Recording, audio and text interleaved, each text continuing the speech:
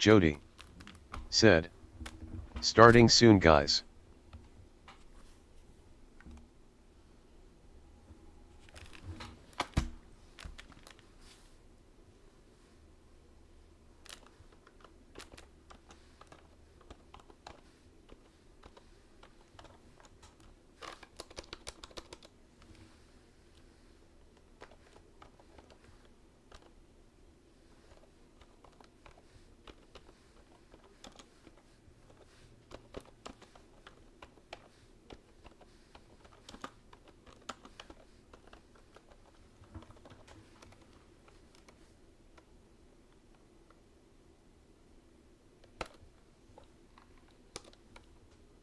Jody said.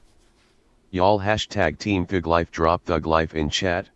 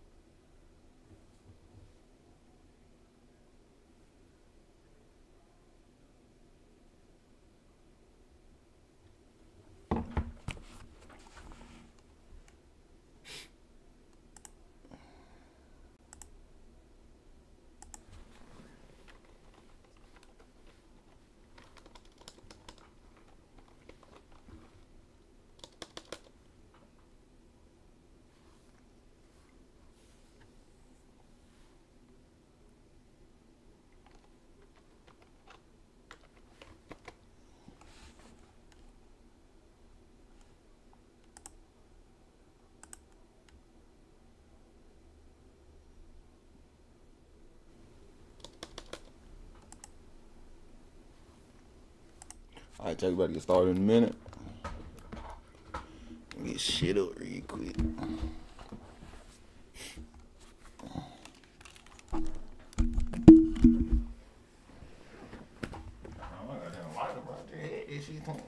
The fuck?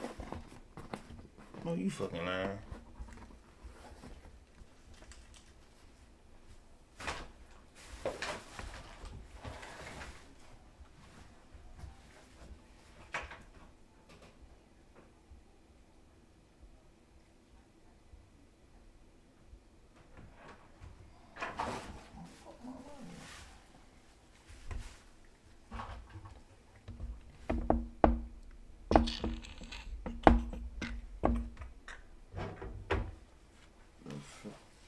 That motherfucker did Houdini on my ass, man.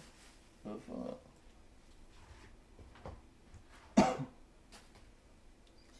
this shit real quick.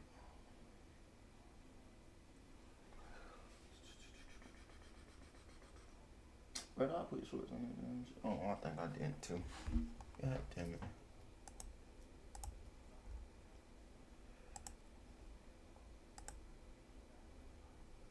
What is it?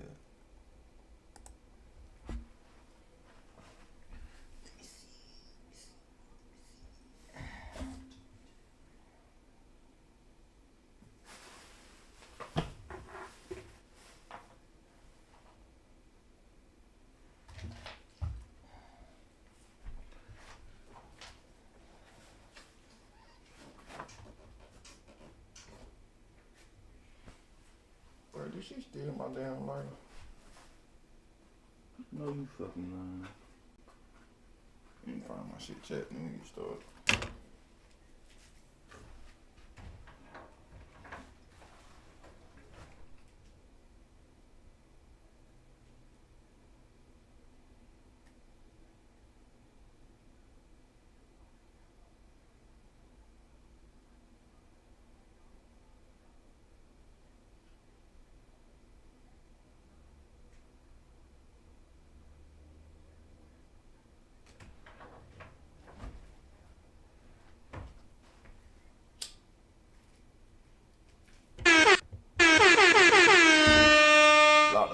Lock the fuck in, chat.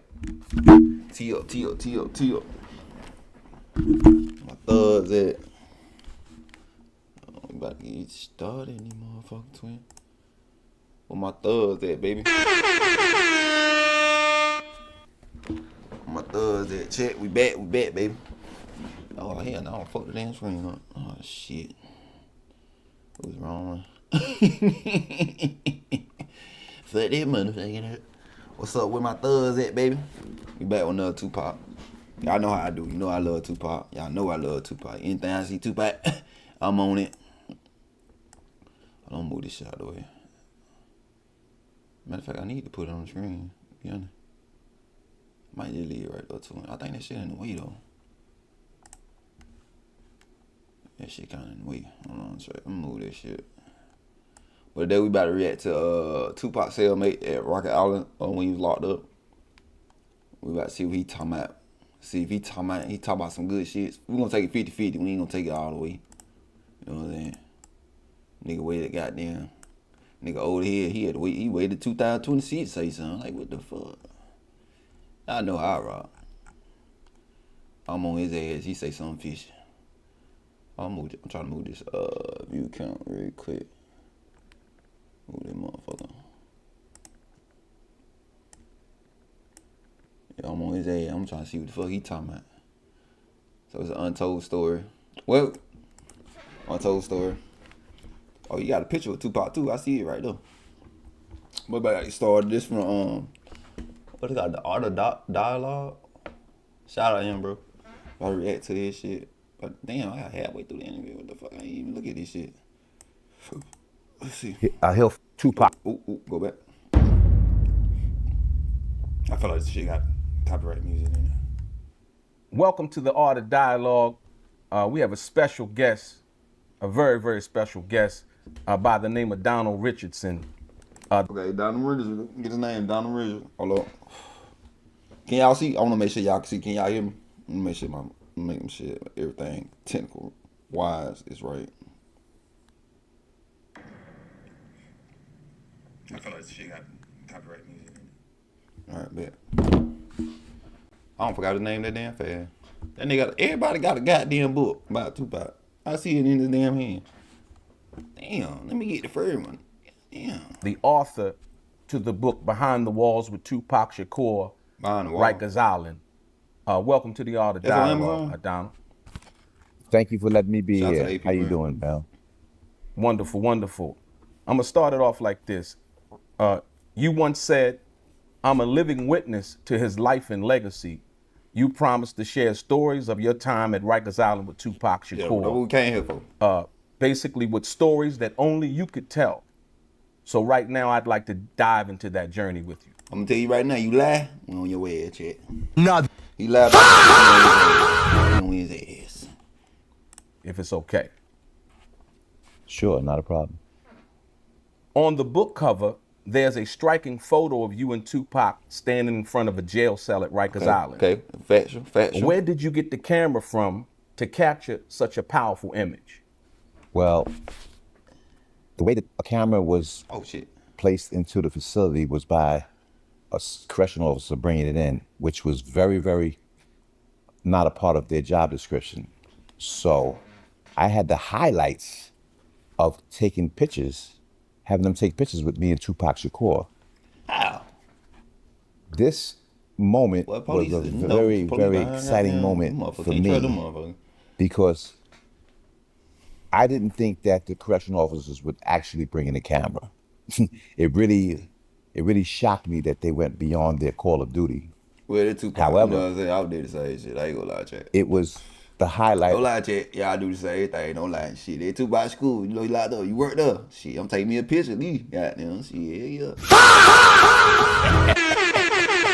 my times with Tupac Shakur in prison.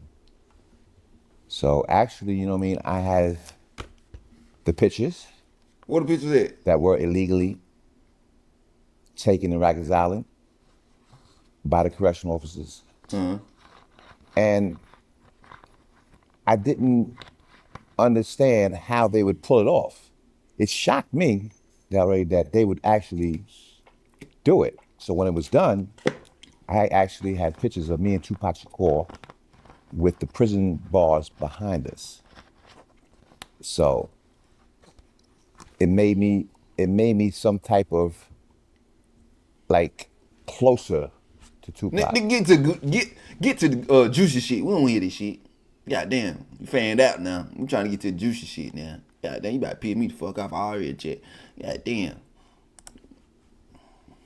You know, so that's what I tell. I tell the story of how Tupac and I really got these pictures and photos put into this facility.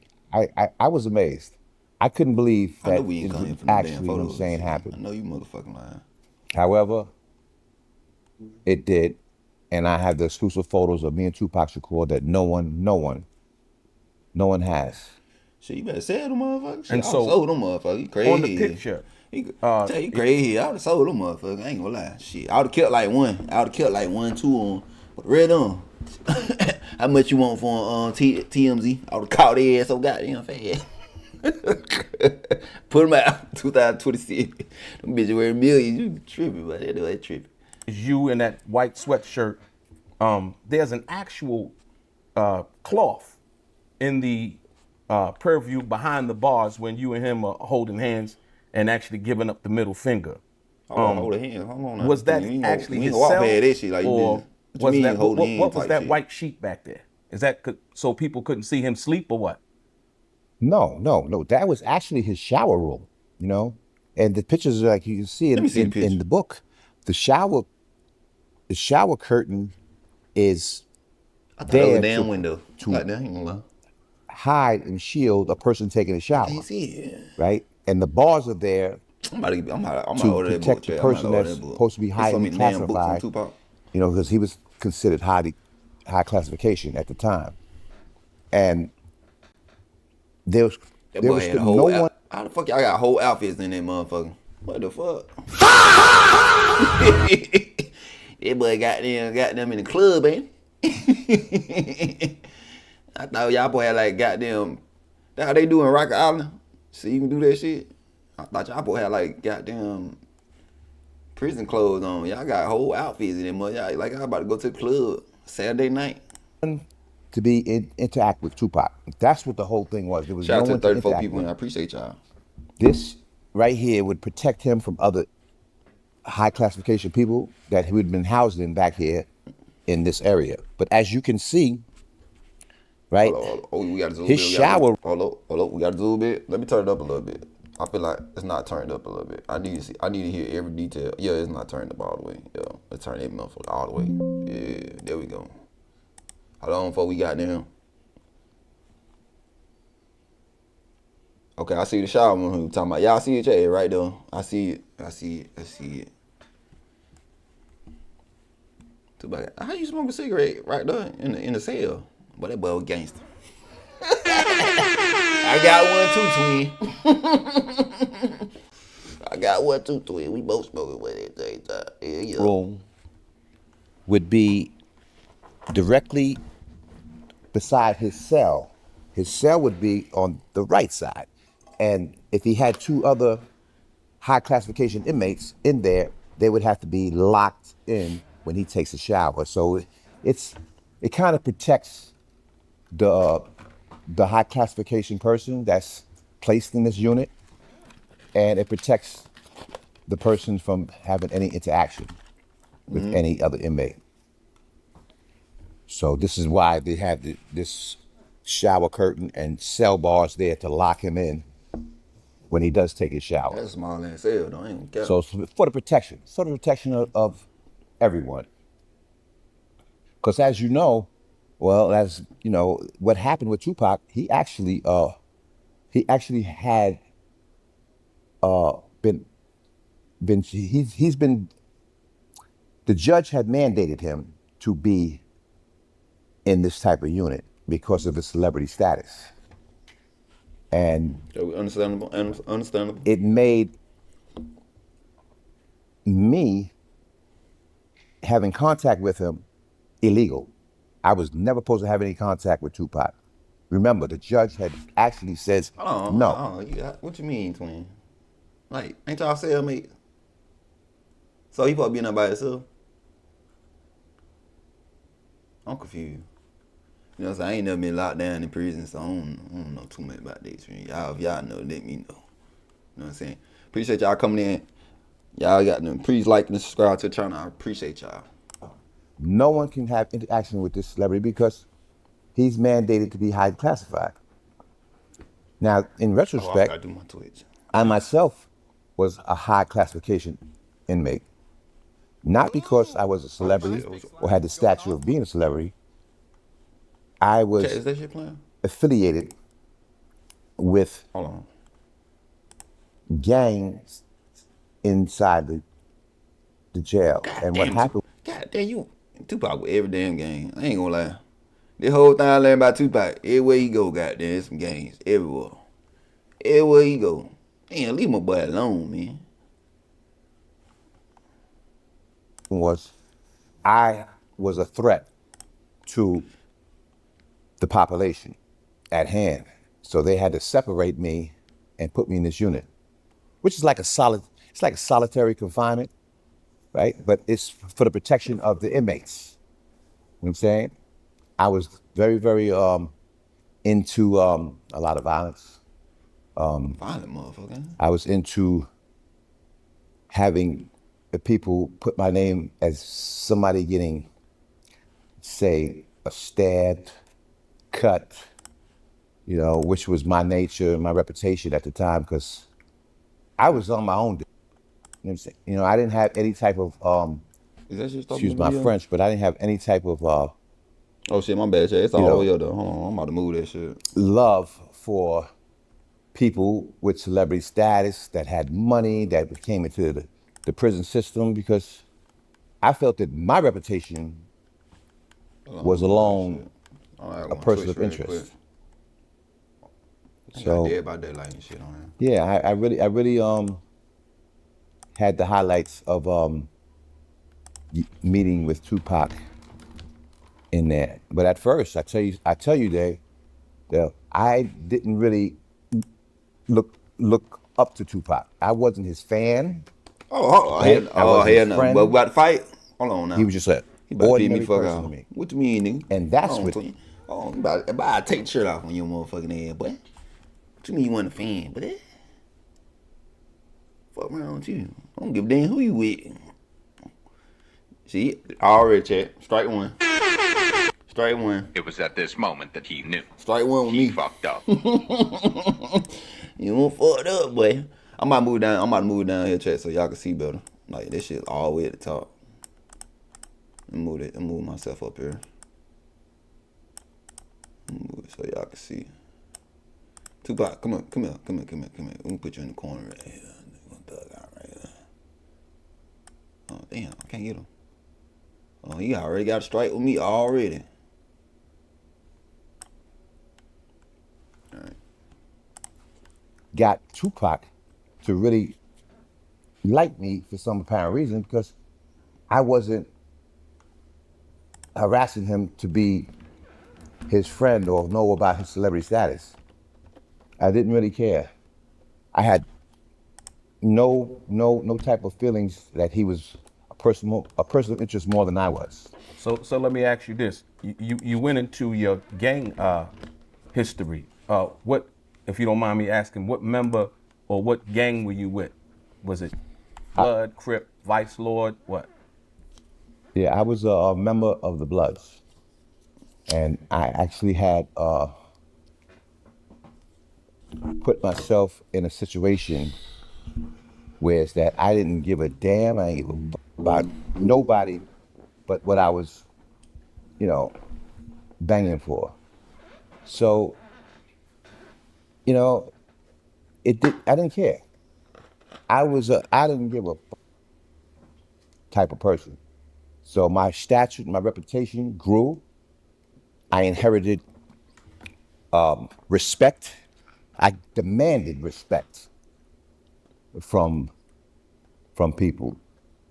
And I actually didn't feel that I want you that is the all. You know what I'm saying? Really. Did they have him? Did they have a light skinned dude and all eyes on me, y'all? The movie. I need to know. Somebody let me know. Harmful, but I was in retrospect. I was very harmful to others. Is Tupac I did a lot of dirt. I did a lot of time in jail. And actually, when Tupac came, I didn't feel, that he was someone that I needed to respect. I mean, I seen Juice. You know what I mean? I seen a couple of Poetic Justice, but didn't faze me. I admired my own pictures, my own movies. I was making my own movies. So this is how I roll. I roll solo mostly, and I demanded my respect. So placed in this unit, we was both the same type of involuntary protective custody. We were both in the same statute, but different limelights. You understand what I'm saying, right? Yeah. So he actually respected that and seen that in me, that I had a little bit of authority, that I had a little bit of, stature, So I started getting a little respect out of him. So all the people that were in the unit, right, that wanted him to rap for them and wanted, hey, Tupac, man, hey, man, what's going on, man? Bust a rhyme for me and all this. See, I never did that. I actually held a position as a suicide aid. But on the picture, once again on the cover of the book, you see Tupac. Is that a cigarette in his mouth? Yeah, that's what I was saying. Yeah, we are allowed to smoke. He was allowed to smoke. We were allowed to smoke cigarettes in certain areas of the dormitory. You couldn't smoke anywhere. And this clothes. This right here. Go ahead. So I'm sorry. Go ahead. Oh, this right here is in his unit area where you're allowed to smoke. In the dormitory area that he wasn't allowed to go in, you couldn't smoke. So the clothes that you guys have on, usually when you in jail, right? You have like. I like this motherfucker. He asking all the questions I want to ask. I like him. He asking all the questions. Yeah. At by GDRE 1600. You said this nigga lying? This nigga lying.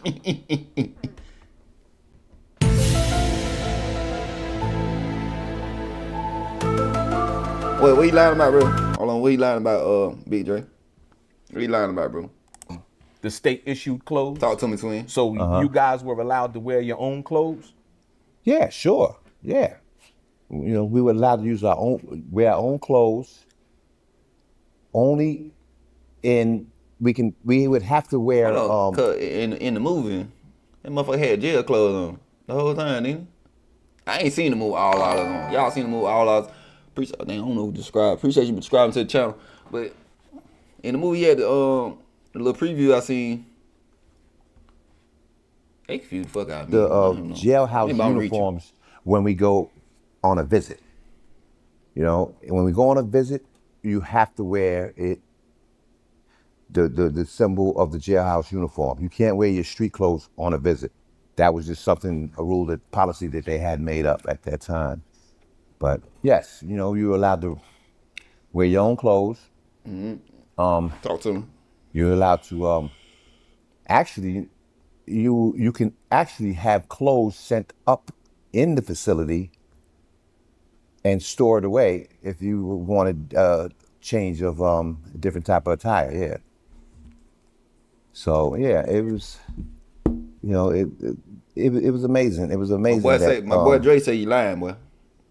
Like the clothes that he actually had on was given to me. I actually has them as souvenirs, which is something that I cherish to this day. 15 million for Tupac out. I ain't gonna count. Having the clothes, very clothes that Tupac wore. Shit. And it's just like a memoir for me. So when did he give the clothes to you? Well, he was at by GDRE 1600. He was transferred. Said. He stuttered over his words, bro. I can tell, bro. Face with tears of joy. Pac knew that nigga was a clown. And when he is on transfer, all the clothes that a person has to be discarded. Hey, we're gonna take 50. We gonna take a little information he tell us. I thought I was the only one that knows that shit. I was like, but why you stuttering? You got like you nervous to tell the truth or something. You know what I'm saying? I know I ain't tripping. Given away or thrown away. Because now you're going to a state facility. It's no more a Rikers Island or county time that you're doing. You're actually now going to a prison, a real prison. The rules are different. Okay, this before you got to prison. Way different. I thought you were talking And about this is prison the whole something time. I know they'll do Tupac all that in the prison. didn't understand. What actually inspired you to write this book? Other than So we gotta get the book your and see what experience with Tupac Shakur, was it At a by message that you GDRE were trying to say? 1600. Or Said, was it something face that with tears you of just had joy, to get face off of with your tears chest? of joy, face with tears of Well, joy, both. face with tears of joy, face with For tears one, of joy. I wanted to express how Tupac really was behind bars. Yo, that's what we came I here think for. I'm the You only been one that bullshitting can the whole really time. reveal Shit. who Tupac, how he stood up, how he presented himself, what he felt about people in general. Come on, but we already know the you never suspect see- number one. Come on, tell about Biggie, did it all that. Come on, that's what we came here for. You never hear about a person's true feelings. Someone like Tupac, who inspired the Thug Life motto. His true feelings. A person's true movement? feelings come out when they're incarcerated.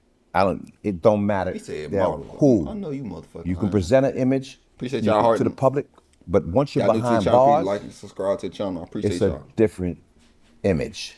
Your true feelings come out. You cannot hide the faces that you can hide in public. So this inspired me to write about Tupac's You trying to true get some money. feelings, This is how he felt, Then go what ahead he and say it. thought Just about. stop the goddamn cap. Stop the cap. You want some motherfucking money. Stop the motherfucking cap. You ain't got to lie to me. No bullshit, bro. You ain't got to lie to me, twin. You try to get some money, bro. Stop lying, twin. I'm sure everyone know how he was in jail. Did he hold it down? Was he a punk? You know, did he give up his commissary? You know, was he being chumped? But I'm the only one that can reveal the true story of Tupac in jail, and Why the fuck you got it? Why you got to it's really bro. What you listening to? inspired me to write Y'all see this shit? I book didn't know that shit was in here. so I can actually tell the public about my experience So in jail. Yeah. with that being said, at that particular time, what were you incarcerated for? Well, I had got arrested. I've been in jail numerous times in the past, but I got arrested for a gun charge. And that gun charge led me to Rikers Island. And it gave me a year in Rikers Island to actually, state. It was county time. It wasn't state time. I was out and about doing my thug shit like everyone else. You know what I'm saying? And I was, repping my sets. And Hold on now. We ain't gonna. What did he say? You rep me your set or sets? Hold on. Nah, hell nah, twin. We gonna run this shit back. Nigga, like you just didn't say that shit. Hold on, twin. Hold on. And it gave me a year in Rikers Island to actually, state. It was county time. It wasn't state time. I was Megan Law. out and about doing my thug shit like everyone else. You know what I'm saying? And I was, repping my sets. And Is he saying sex or sex? He sound like he said sex. I was like, bro, what the fuck? He almost got down. Fuck me over this shit.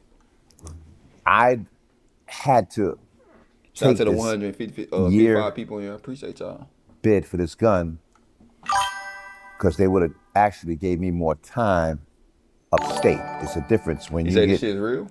arrested What you for mean? a gun charge, which Somebody I that's a did. real cellmate? You can actually He get got a photo with him, so I'm believing. a few years for it.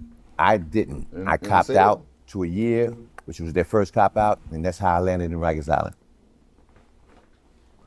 Given the nature of Tupac's charges, did you or anyone else at Rikers Island hold any resentment towards him based on the sexual nature of his charge? Ooh, come on, yeah, good question. Yeah, come Well, on. they have a few inmates that probably they did have resentment because of his charge, his sexual charge. Go ahead and name him out here.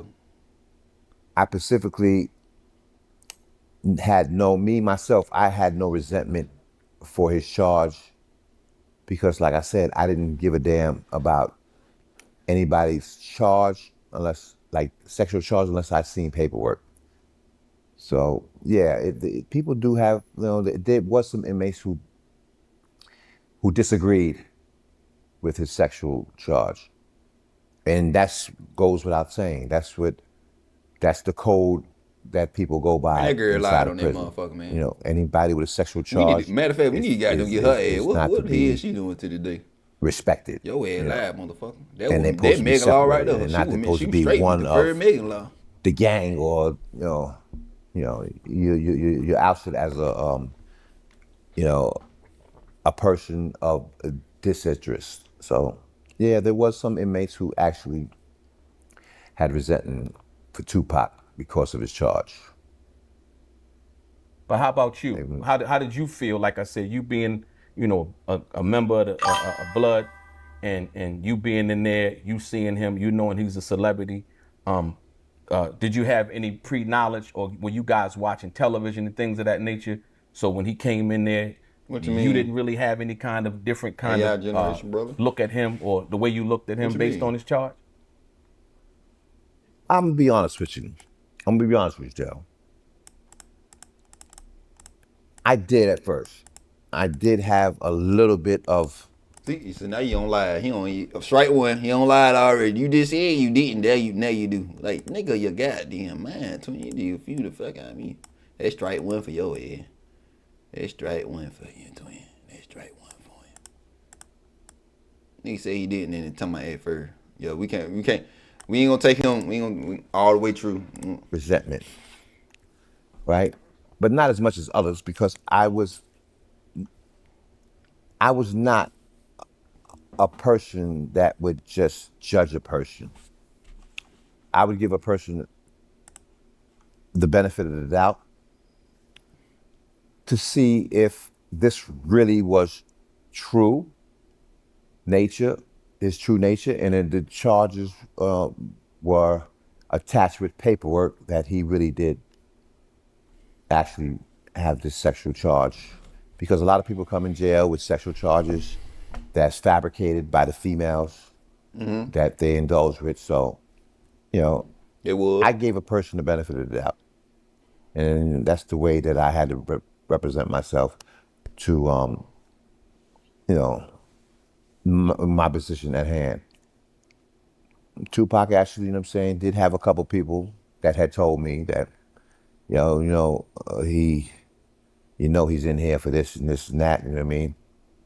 And I just disregarded them. I says, well, you never know who has sexual charges. The person inmate that could be talking to could have a sexual charge. So it's here nor there. But yeah, I did have a little resentment at first. Tupac eventually opened up to you, recognizing the respect you commanded from both the guards and inmates. What do you think he saw in you that made him feel safe? My demeanor, my stance as having authority, having a reputation, people respected me, people looked up to me. Man, I don't think all that now. Come on, I didn't really pay. people.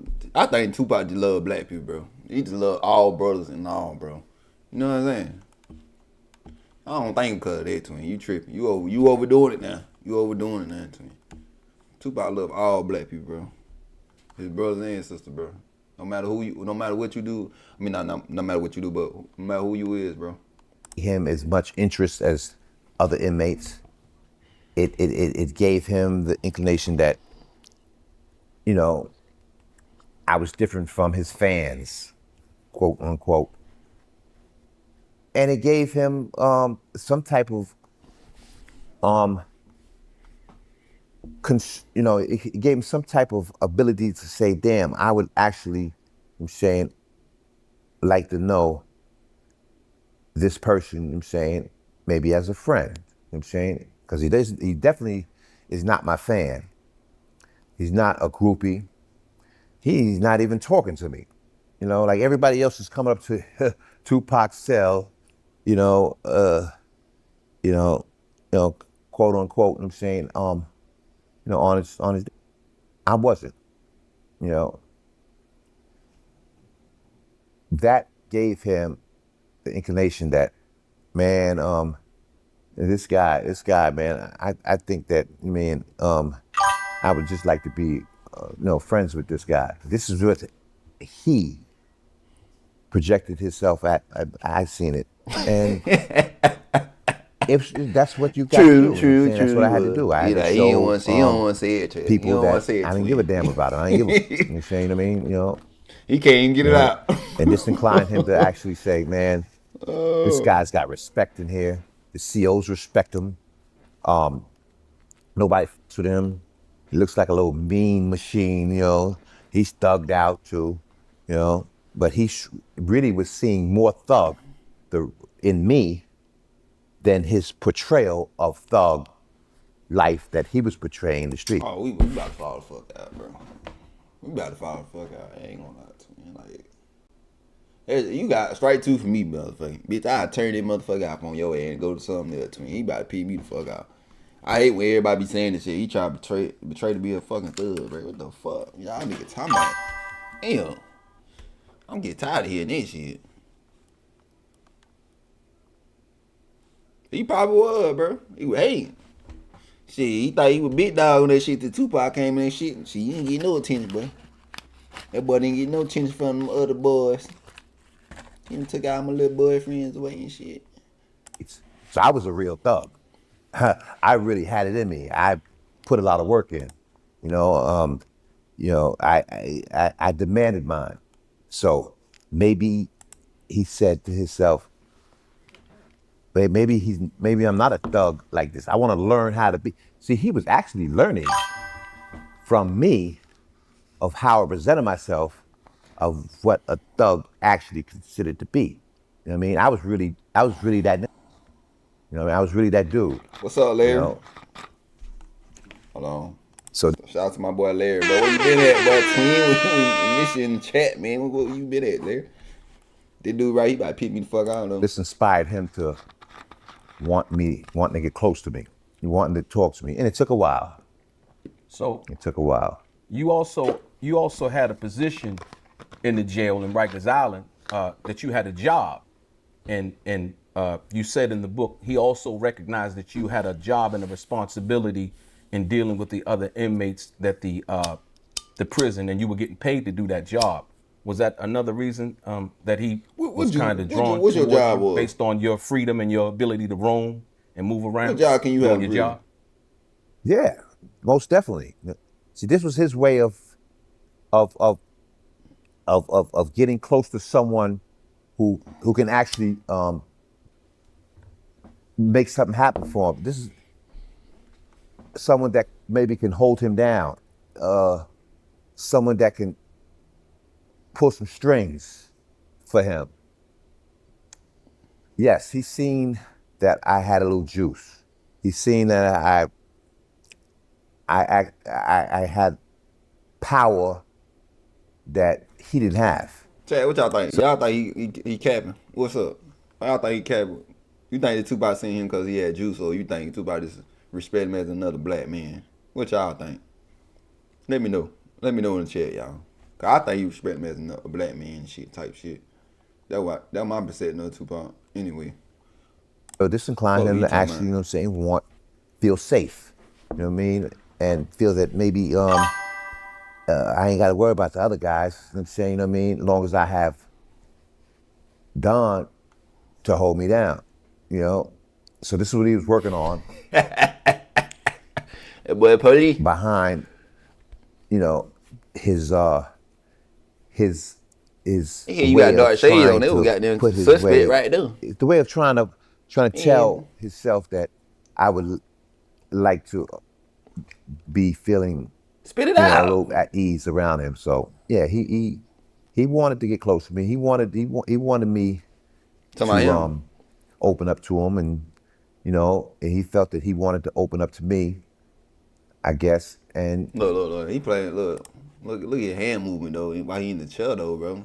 Like it like you lying, bro. You know what I'm saying? I ain't no body language motherfucker, but motherfuckers just started moving and twitching and shit with their hands and shit. They let me know you just a liar or some shit. You know what I'm saying? And I'm tripping. He felt safe. He felt that kind of connection. Yeah, he capping, bro. Something that he would pursue. Somebody got juice. Because I didn't pursue him. Peter Guns? I don't know what the fuck his name is. So it made him feel like, What is his name? Hold on. He about to make me look up. I don't know. I forget. Damn, he told his name at the beginning of the thing. I forgot. No, his name Donald Richardson. Donald Richardson. I heard that name before. Donald Richardson. I heard that name before. I don't know where I heard that name from. But pay attention to your hand moving, bro. Like when you be talking. Man, this dude's got a job. He's a suicide aide. He holds it down. He looks out for people. And that's what I did. I had to watch that people don't, my job is not have nobody hurting themselves. Nobody hangs themselves. But 10 ass up in Rock Island. Injures themselves. Yeah, he felt at ease that I can be the person. Man, get to the juicy shit, bro. We want to hear about. We talk about Tupac. So when you say Diddy you had and a all job them, as that's what we a want to hear. suicide aide. You know what I'm saying? So what were the details? What did your job entail? Yeah. I like him. He asked all the right questions. I like him. I would have to. Yes, I would have to check cells. I would have to watch that anybody middle of the night, because there are people who. Oh my God, bro. Oh, hell no, man. What that boy was a nurse. That boy was a nurse. He had to check on people and shit. Like, you was a nurse, nigga. Who can't take jail. They got people who are very weak. They got people who. Both a damn nurse. Actually will kill themselves. Will hang up. Will cut themselves. And this is my job as Christian was to make sure that they didn't go all out with their attempts at suicide. My title was a suicide aide. So that enacted me to people to talk to me, people to say, can I talk to you? And I had a few people that wanted to talk to me about how they were feeling about being in jail, and they can't take it, and they want to end their life. And, so I had to have the ability to talk them out of hurting themselves or doing any damage or harm to anybody else. Yes, that was my job description. Word, man. You gotta tell you, give me tight. It made my reputation in there that much higher because people J-Law, what's up? Looked up what's up, my boy? And it went on and on. And Tupac seen it. How you doing? He's seen it. He's seen that, and that really inspired him to reach out to me, to feel safe enough to confide in me and tell his story of the things that he wanted to share. Because people really look for someone in jail to share with, to express. Share what he said. God damn. To expose things that they don't expose to people in public. Get me goddamn mad. I ain't gonna lie. Yep. So I had that type of Yeah, I know he got paid for this shit. He had to get paid for the interview. In the book, you wrote that during his isolation, Tupac began to truly understand who he was and what he was facing. Can you elaborate on that transformation? Appreciate whoever described to the channel. I appreciate that. Yeah, because I actually Say 12. got into Tupac's mindset of how he felt. Like it came a time that he wanted to actually not be a part of what his heritage was involved in. You know, as we know, For my Black Panther? you know, his family was affiliated, and Nigga, just say it. Black Panther, why you he can't didn't say want to be it? a part of that. He didn't want to be. He wanted to show who he truly was, and this is when he started to understand that was not his intention, to follow in the footsteps of his family being involved with the Black Panther Party. He didn't want to be a revolutionary like them. His intentions was not to, when he expressed to me that he wanted to be Tupac, Facts, right? bro. And what Shout that out meant to Victor, him, joining the channel. I appreciate you. it meant that he wanted to be his own way and do his own thing, and he didn't want to be pressured about setting any type of stage to the world that to be a revolutionary. People didn't understand him. I did. After a while, it gave to the point where Yeah, but you got a Spanish name, but I actually don't know what their name is. Appreciate you, though. put himself I'm calling you LP. LP, in a appreciate position that I seen to let me know that. how he truly What that felt mean? about that. And that's something that no one knows about Tupac, or no one could understand about Tupac. I really had got a little bit more into what he really wanted to be. And it wasn't a revolutionary. You know, What you want to be Thug then? Life was something that he really had to find out what it really meant. So he was at a war with himself. I seen the war within himself as he tried to put himself in Shout out to knowing, Brazil. I love my Brazilian people. Appreciate wanting y'all, to know man. Y'all who he always really coming through was. my life, Yeah, bro. I he appreciate really, that. Shout out to Brazil, he really got into himself, knowing that I would listen to him. So it was a challenge. It was a challenge. It was a challenge for him. And it was a challenge for him to be able to put away his Thug Life image. And I really felt that Can you this speed is it something up that a little bit? You can speed it up for y'all? he needed to share with me, Yeah, you doing all something that he damn never shared stuttering. with the public before.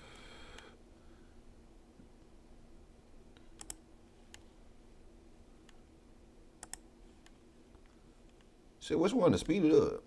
What, 1.25? Let me see.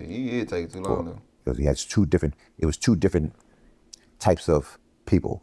That's fast for y'all? So The what Thug you're Life saying- and so- Jail Life, yeah. So what you're basically saying is he was in the crossroads between the revolutionary side of what his parents had brought him up to be, and the thug life and being in jail, and something that he represented publicly to his fans.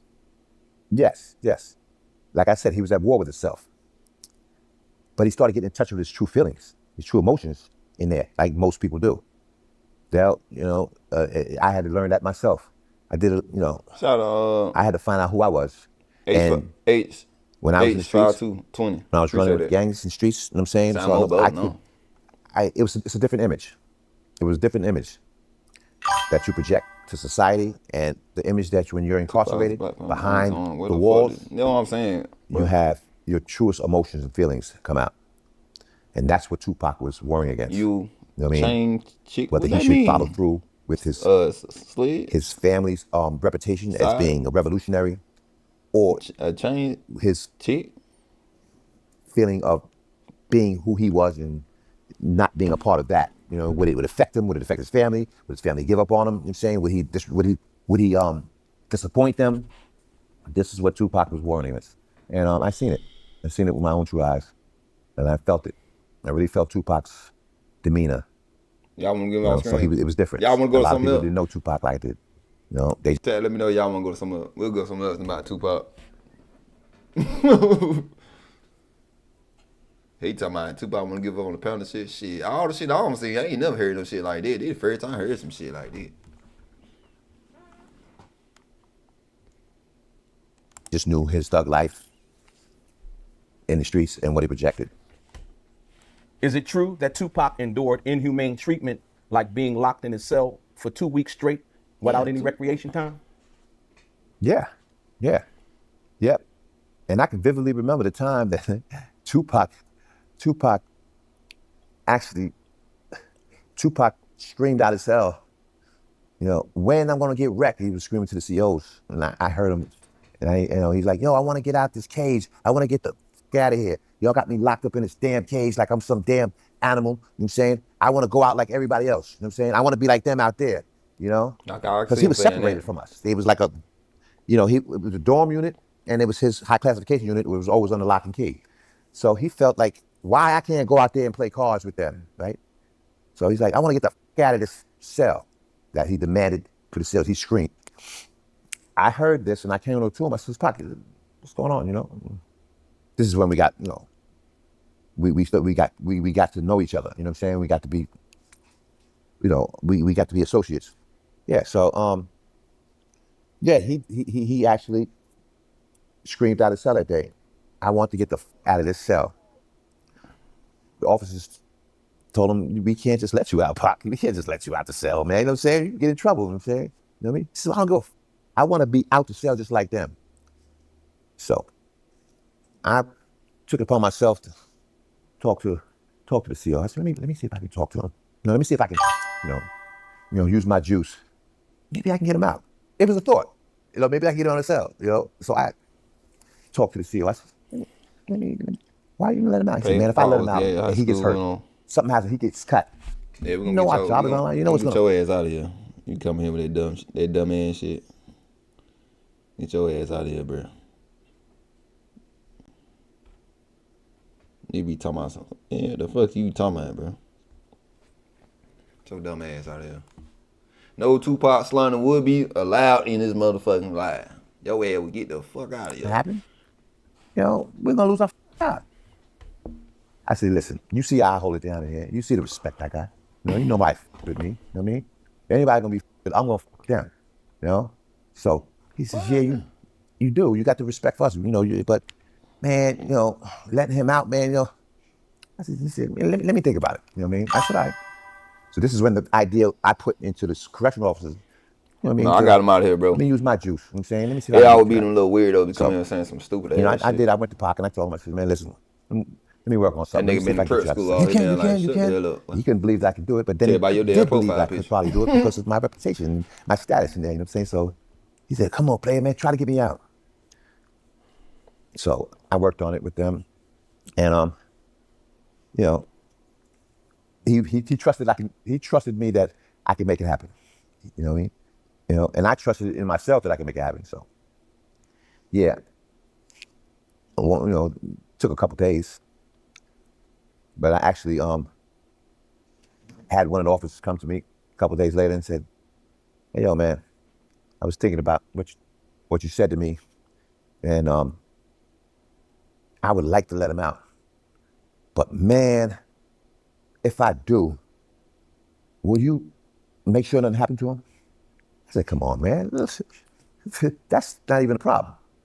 He said, come on, man. You know what I mean? Like, all right. You said cap. I'll cap do it for real. But if I do it, man, I'm saying, you got to ask Tupac to do me a favor. I said, ask Tupac to do you a favor. Now what's this got to do with you? And he said, Dell, he says, I want some pictures. I want some pictures for my daughter. They know I'm in here with Tupac. I said, Pip, how the fuck we gonna do that? He says, I'll bring in a camera. You gonna bring in a camera? You gonna bring in a camera? Come on, man. Yo, did you know, Dell, that this motherfucker brought a camera in? You know what I mean? I said, oh, shit. He said, so, I won't get into that, but married now, but, you know, yes, you know, that was the play, bringing the camera. You know what I'm saying? You know? So basically what you're saying, it was favor for a favor.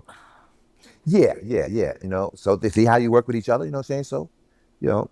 So now, with that being said, understanding that, so when Tupac got out of his cell, how did they work around the other guards and the other hierarchy in the prison? Let's say the captains and the sergeants and all of that. Talk to him, so twin. that just one guard wouldn't get in trouble. like him. I like him. How did they navigate that? I like him. Well, they act, the officers knew that at certain times the captain comes around. Tupac couldn't be out when a captain came around because that would jeopardize their job. Looking out for the captain was their main objective, to make sure that when he is let out, it's timing. Captain comes around at 1:30, I'm saying, to do his little check-in. Tupac cannot be coming out at that time. So it was worked out where it's that if they let Tupac out, it can't be at certain times. All right. Explaining it to Tupac. Why you about to turn on, bro? Explaining it to Tupac, was like, Tupac, you have to run. If they let you out, you have to run back to your cell. They gave him tests. Let's see how fast you can run back to your cell. If a captain does come around, let's see if you get to your cell quick. You know, Tupac, they gave him the test of running around the dorm. Tupac ran around that dorm in so less of time because he wanted to come out so bad, right? To run to his cell just in case the captain came. And they seen how quick he was. You know, he was very fast. Tupac was fast. I ain't gonna lie. He amazed me sometimes. So they put him on a test run. Go run around the dorm. He ran around the dorm, went back in the cell, and sat on his bed like that. I said, all right. He said, all right, so now we can see that Tupac is on the same page with us, so we don't jeopardize our job. You know what I mean? And we know that Dawn is gonna hold him down. So, okay, and then I can get these pictures for my daughter. I see, one hand wash the other, you know what I mean? And two hands wash the face. So it worked out, you know what I mean? Whereas that, you know, everybody's on the same page. And Tupac actually, you know what I'm saying, gave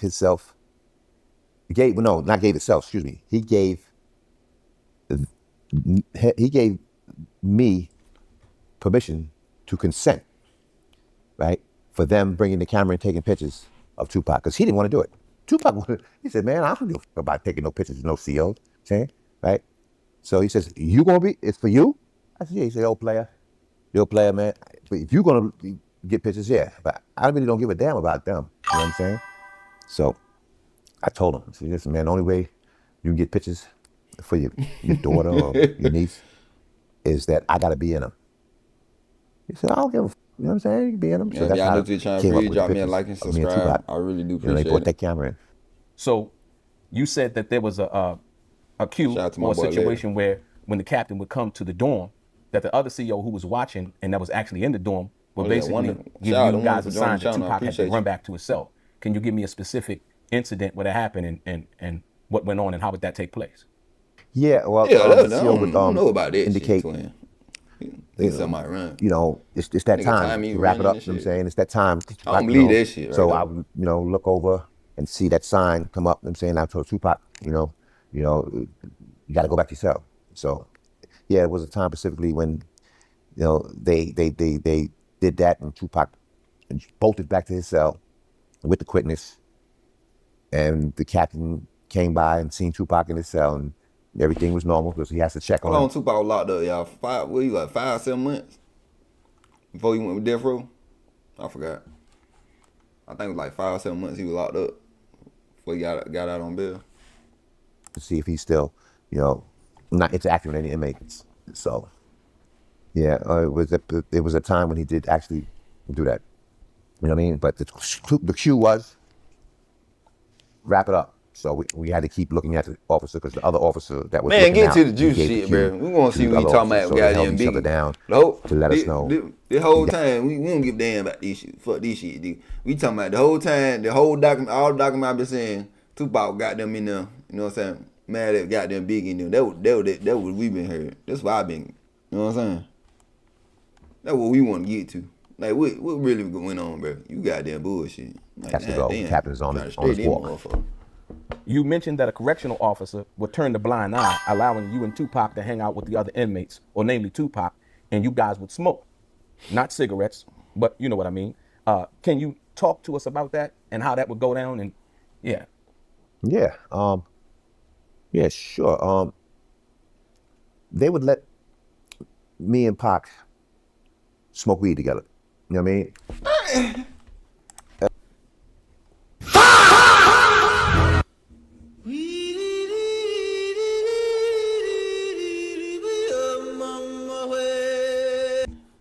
Y'all smoking weed in that weed?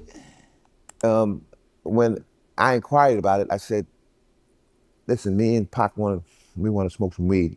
So is it all right? You know what I mean? Mentioned we can go in the back by his cell unit, smoke weed, you know.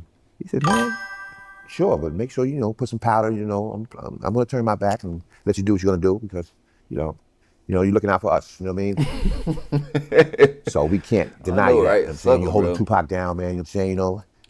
You know, just make sure, you know, when you do it, you know, don't blow it up. Don't make it seem like, you know, that you're giving us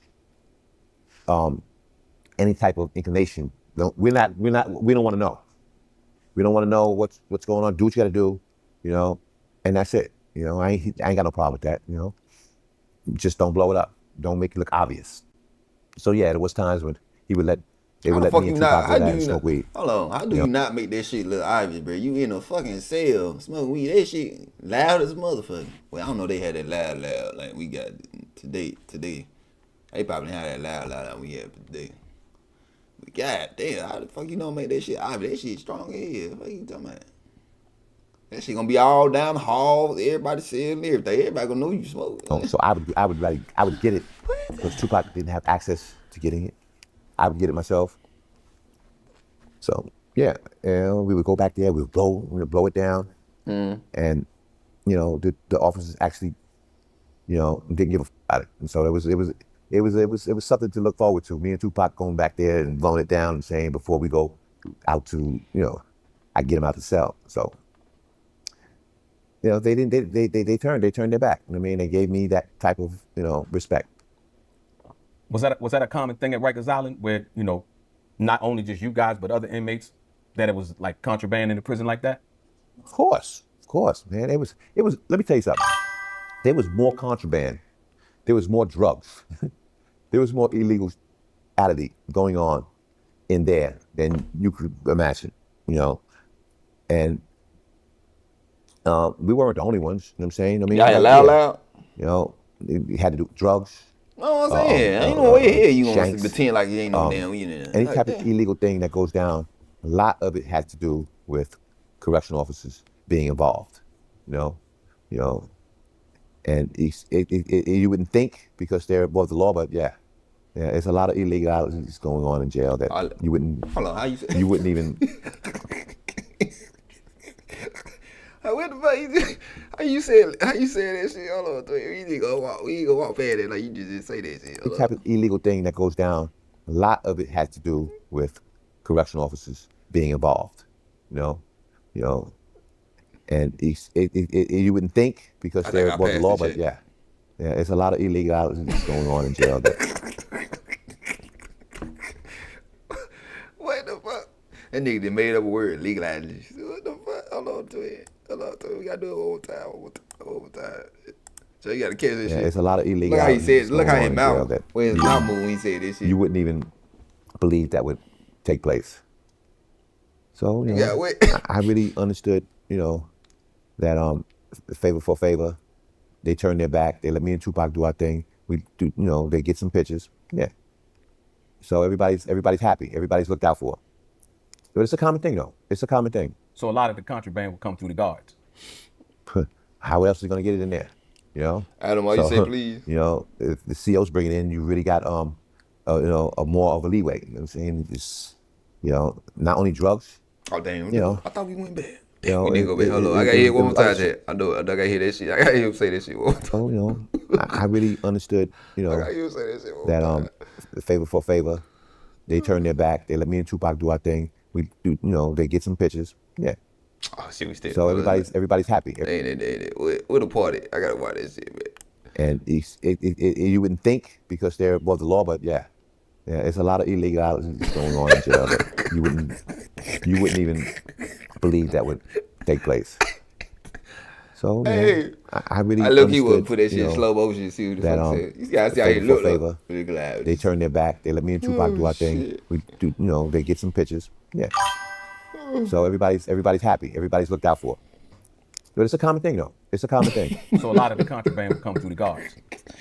But I thought that nigga teeth about to fall out when you said this. So, if the CO's bringing in, you really got a more of a leeway. You know what I'm saying? Just, you better never say that word. Not only drugs, it was other shit going on in there that, at that time when I was in Rikers Island, that you wouldn't even believe. With the correctional officers, female correctional officers, maybe soliciting and goes on and on. It goes on and on. There's always a sense of caution. I believe in the female down there. Shit, I don't know what the hell they got going on. But y'all don't know, y'all seen that video years, I don't know, it was like maybe 2 years ago. That woman, she was fucking with inmates and shit. Damn. Lord have mercy. Jail, when you meet somebody new, what was the turning point when Tupac finally let his guard down and started trusting you? The turning point I vividly remember is Tupac. He gave me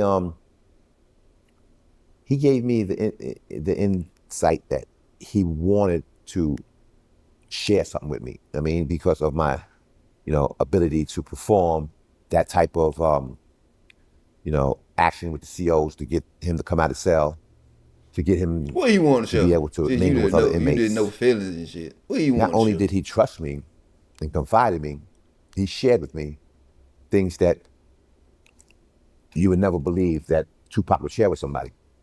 So the turning point came when tell me. He trusted me to share with him. He trusted me to be a part of his feelings, And when I seen him share with me his feelings, he gave me who he really was, we became friends, not a fan. I was never his fan. We became buddies.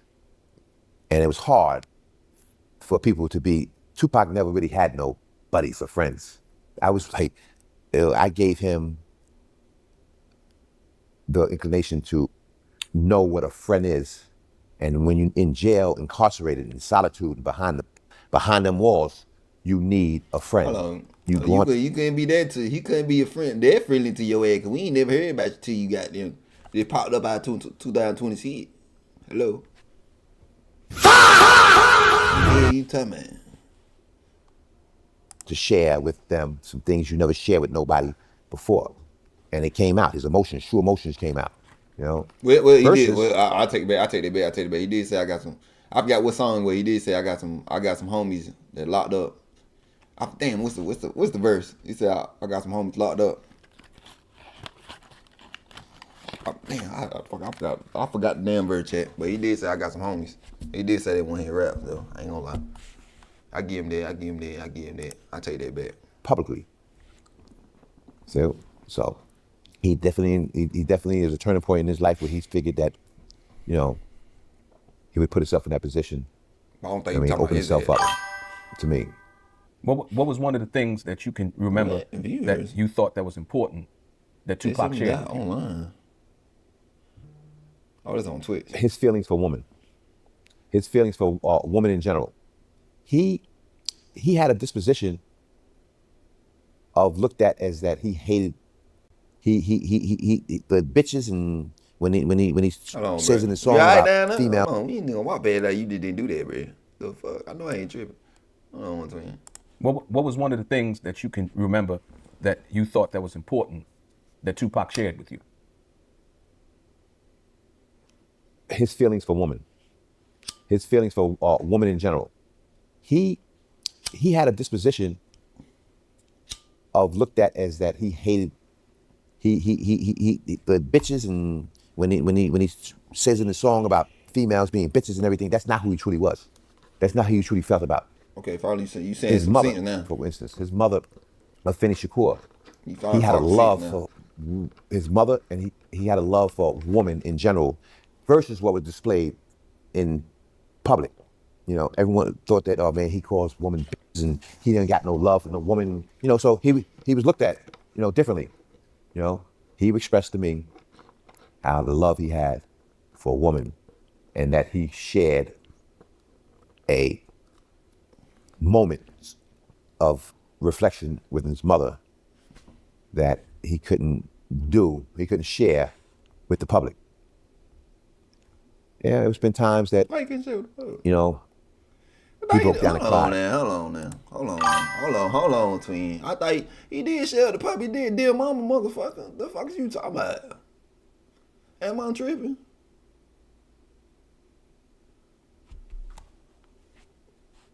The dear mama was dedicated, because that dear mama was out before he went to jail, right? You don't right, chat? The fuck is he talking about? You know, I seen him shed tears. Now, in public, you wouldn't see Tupac shedding no tears. He wouldn't. You would see Tupac cry. Who gonna see Tupac cry? You know what I mean? So his image changed, and only me, I can just tell you the moments that I seen that change in who he really was when he broke down. So would you say he was more vulnerable being in that environment where there's no fans and you stripped of, you know, the notoriety and the fame and all of those things? Yeah. You only can be who you are. You know, you can't hide who you really are in jail behind the walls. You know, because you can't. No one's really giving a. No one's looking at you. You know what I mean? You know, Tupac. You know, nobody give a right about. All right, that's Tupac. What some people do, but most people in jail, you just like me. My name is Don. You know what I mean? Or his name is Larry. You know what I mean? Or everyone inside of prison is the same. They're crazy. Say your name, Larry. You're not no celebrity no more. You're the inmate next door. You're the guy who's going to trial. You know what I mean? You're the guy, you know what I'm saying, who, you know, is just an ordinary Joe. So fame and celebrity status, and people don't give a fuck about that shit in prison. They don't give a fuck, you know? So you can do that shit out there in the publicly where you can hide. You can hide your true feelings. Oh, thug life, you know what I'm saying, this and that, I'm gangster, you know what I mean? Yeah, because you can't share it. You can't share it. You cannot share who you are out there because you are projecting an image. Like Tupac was. He was projecting a real image out there. Fall the fuck out. You know? So from my perspective, thug life, all that, you know what I'm saying, it's a facade that people didn't see. So being behind there with me, it was no thug life with me. All that shit go out the fucking window. Either we be cool buddies, friends, but I'm not gonna be on your. I'm not gonna chase you down. I don't want no autograph. You know what I'm saying? You know. So that's the difference. With was me and his relationship than it was versus the other people in jail. You know. So it made a big difference in him sharing with me. You know what I mean? And me seeing his true feelings. You know? And that's the way it is with anybody in jail. You know, the thug life and that gangster shit and that motherfucker, you know what I'm saying, fuck the world and don't ask me for shit, you know. Man, listen, you know, you just like an ordinary Joe. And you get out of line, slap the shit out of you, fuck you up, stab you, whatever the case may be. But, you know, being your fan, yeah, it's just certain people that just don't give a fuck. You noticed that Tupac wore different color bandanas at Rikers Island. In your view, those colors signified gang affiliation. Can you explain how prison politics around that played out? Everybody keep saying he was in the game, bro. Like, every document I go to, everything they say he was in the game. Y'all didn't want him to be in the game. They just call it fact. Y'all just want that buddy to be in the game, bro. Damn. Between you and Tupac and other inmates. Yeah, well, the different bandanas that he wore with different colors, it signified that he was universal with it. I mean, you can't be in all the gangs at one time, but, you know, Tupac wasn't with a clique like that. He wasn't a gang member. He showed that as showing his position as having love for all, you know, being really neutral, you know, in that aspect. Yeah, so, okay, Okay. He couldn't be pinpointed as being a certain gang member because he wasn't. And this was his portrayal of showing that I got love for all the gangs. I mean, Crips, Bloods, you know what I mean? Like, but being involved in a gang, Tupac wasn't, he had love for all gangs. This is the way he expressed himself. So at this time, the little Probably colors amazing, and flags man. that he had on him, and he would wear all around. He would come out and say, "Hey, play." I was like, "Damn, you got mad colors on you."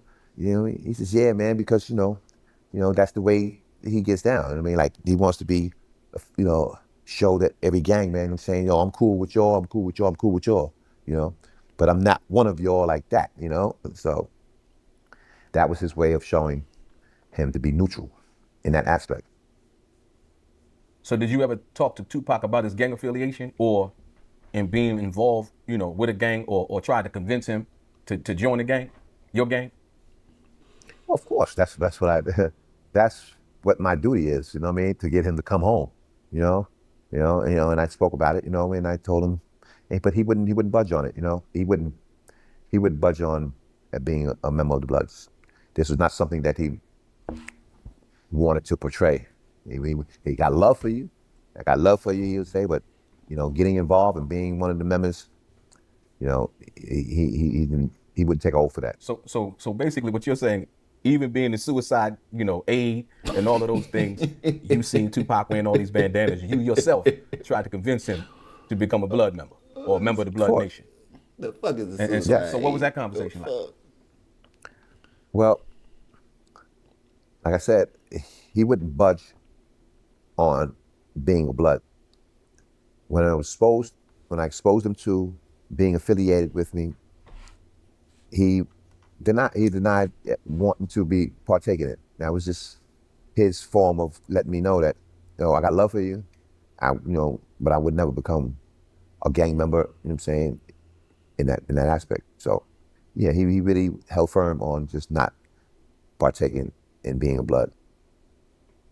So even though he was in prison and at Rikers Island, and what did that reveal to you that he refused to be affiliated, with the set of the Bloods that you were from, being from New York and being in Rikers Island?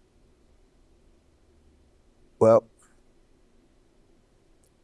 I didn't really see too much into it. Right? It bothered me a little bit. You know what I'm saying, that he wouldn't come, home or be affiliated with my set. Stumped. But I had to respect it. But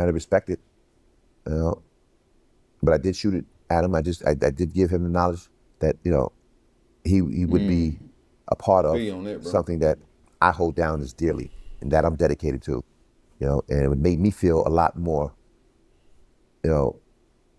at ease with him being a member of one of my clique. But he wouldn't budge. He kept it universal. You got to give that to Pac. He wanted love from all sects, all gangs, he wanted, he wanted to feel that he can go anywhere and be cool with any set, any gang, he came in contact with, whether it was MS-13, whether it was Nieta, whether it's Blood, whether it's Crip, or whatever. Yeah.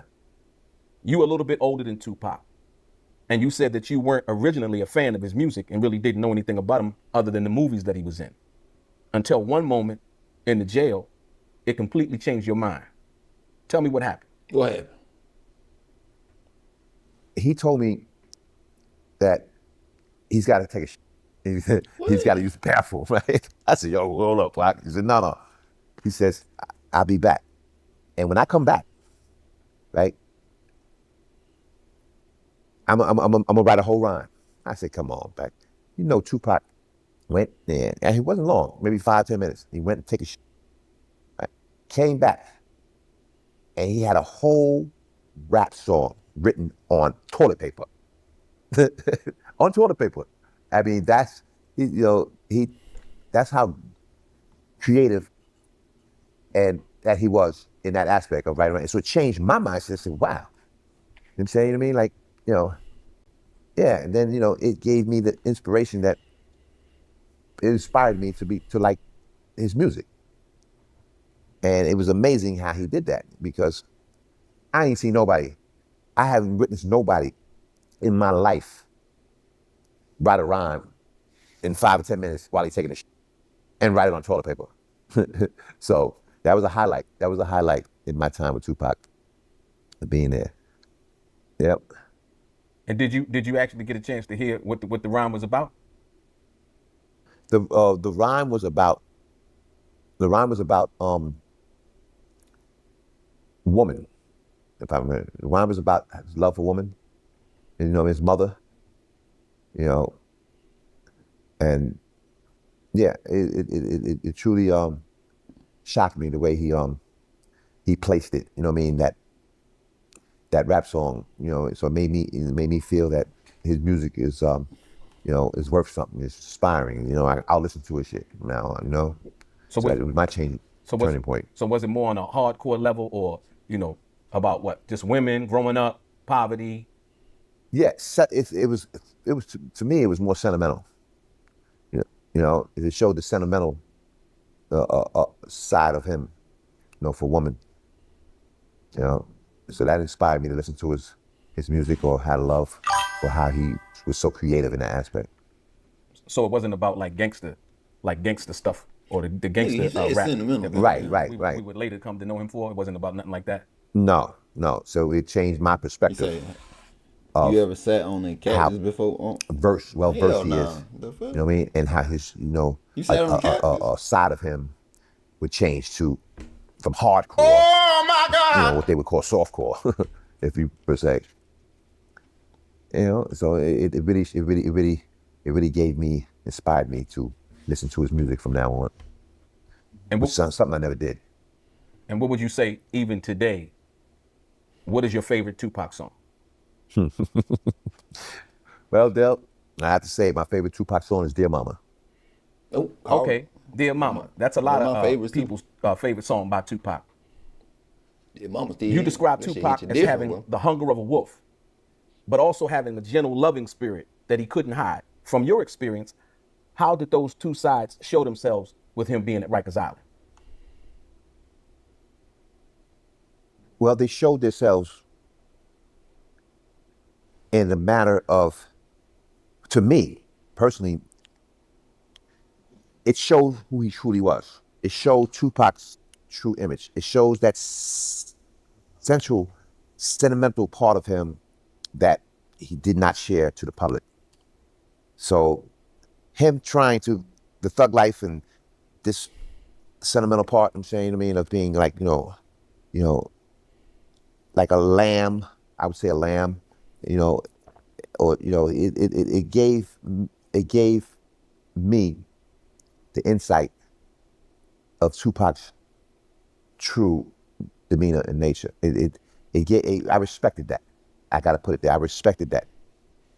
He could not really portray his thug life image like he wanted to continue in jail as he did in the public. So, that alone inspired me to have a love for Tupac, but understanding that this had to come out. And I'm the only one that can share that story with the public about his true demeanor, behind the walls. You said in the book that you witnessed Tupac's cry, not just for himself, but for the struggles of black men. Can you share one of those emotional moments where you seen Tupac cry, not for just himself, but for the struggle of black men in America? Yeah, I can truly remember the time that he wept. I heard him like kind of weeping, because I always had to check on everybody, and I said, man, is that Tupac crying? Right? He was sobbing. He had his head, in his legs, and he was. And I said, Pop, and it startled him. You know what I'm saying? I said, you all right? He said, yeah, player, I'm all right. You know what I mean? Because I caught him weeping and crying. I seen that sentimental moment that no one don't see. He said, yeah. I said, so what's going on? You know what I mean? You need to talk to me. You know what I'm saying? You need to share something. I mean, like, come on, I'm here, man. He said, no, I'm just going through, things about, the struggles that people are having, the youth, people my age, he wanted to really express more about how he felt that the youths today and, how they followed in his footsteps. And he didn't really want that. You know what I mean? He didn't want them to follow in the footsteps of him with this thug life image. He wanted to bring about something that would make a difference, to the youths of today, and yesterday. And Yesterday. yeah, he cried he was weeping about his mother's situation, and what's really going on out there, and people following him, Tupac per se, which affected him, and it made him think of different things to expose, and a different way of showing these youths that it's not cool to follow in his footsteps. It's not cool to be a thug life. It's don't follow my footsteps. You know what I'm saying? Just learn from my experience. You know what I mean? Let me be an example of if like he always expressed, if he dies, this is something that I was very touchy about him being, having this insight that he was going to die before his time, and he didn't want people, the youth today, following his footsteps, because it's not the way to live. Thug life is not, he wanted to share his feelings about this in a different insight. So do you think from seeing him cry in that moment, did you share anything? What was your conversation with him in regards to seeing him, talk about how he didn't want the youth to follow behind him, his mother's situation, I'm sure being incarcerated and all of those things. What was your advice to Tupac, being an older statesman who had you've done years in the penitentiary, what was your advice to him? Thug life. Yeah, my advice, Y'all thug life and then drop thug life in chat. Appreciate that, brother. advice to him, because of my situation and me being a product of this type of gangsterism and thug life and going back and forth to jail and, doing so much time, that I didn't want the youth to be following I didn't want youth to follow in my footsteps. I didn't want youth to be like me, So I gave him the inclination that I'm just as bad. You know what I'm saying? Because I represent that type of life for real. I really don't want the youth to. I want to give them a message. But you know what I mean? I want to give them a message that, thug life, gangsterism, and going back and forth to jail, and reputations and gangs life is not the way. And it saddened me to be able to be living that type of lifestyle that I was living. I didn't want them to be in my footsteps.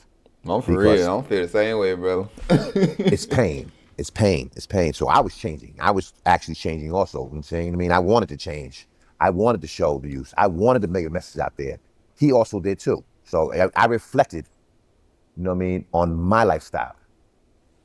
And I told him that, I'm just like you. You know what I'm saying? So the messages were both of us were actually, had the same type of inspiration, about youth and people following our footsteps. And he had a bigger inspiration, I'm saying, because he was popular. He was a celebrity. He was influential. And he knew how powerful that he can get in reaching out to these youths.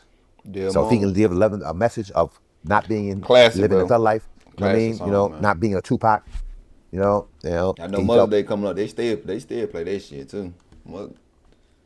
I know that shit by heart, man. That's the first Tupac song I ever heard in my when I first found out Tupac was Dear Mama, bro. I heard that, it was over with. I was goddamn obsessed. What's y'all first Tupac song y'all heard that made you obsessed with Tupac? Y'all let me know in the chat. Bad that he had the youth were actually, believing that thug life is the way to live, So it really made him want to give Dear Mama, Brenda got a baby, the real message Hail Mary of not being a thug life, not being gangster, not being tough. You know what I'm saying? Oh, keep your head So up. in all of your years of going back and forth to prison, Black of the berry, how much time the have sweet of the you juice. actually I said served dark of the flesh, I in the said penitentiary? deep of the And name roots. some of the prisons that you had served time in, other than Rikers Tupac Island when you met kills, Tupac. and don't nobody else kill. Well, I did about 23 or 24 years altogether. Yeah, damn, man. I've been to prisons like Sing Sing, Comstock, Sing. Elmira, Caxsackie, Cats Greenhaven, Auburn, Sullivan, Downstate. I mean, any max jail you can. I think Niggas on the road. it Award wasn't tour. a max jail I hadn't been in. World tour. I was considered high classification. I was considered CMC. CMC is central monitoring, right? I mean, I have to be monitored. I was a threat to any population, any jail that I was transferred to, because it was always big incidents with me. Set off riots, and I can influence people to really set it off. I gave that type of demeanor and that type of outlook. I've been to. They wouldn't send me to any mediums, any minimums. I was barred from any. I was escape risk. I actually escaped out of prison before, and that just made my reputation that much higher. So I was considered a danger. You know what I mean? To anybody I came in contact with. Well, Jason Bourne, especially being gang affiliated too. So CMC status is like, I only can go to maximum security jails. You mentioned that you and Tupac sometimes convince female guards to show affection, meaning do sexual things. Okay. Can you tell us more about that dynamic? Yeah. And how would that take place? Now we getting juicing. Yeah, the correctional officers, the female staff,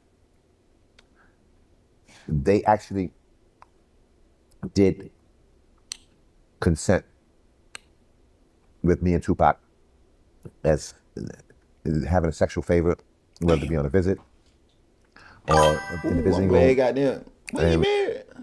When Tupac Puffy, he had a fiance then. When you locked up, ain't it? I'm glad she ain't found it. She be, I'm glad she don't see. I hope she don't see this shit. Yeah, she probably be.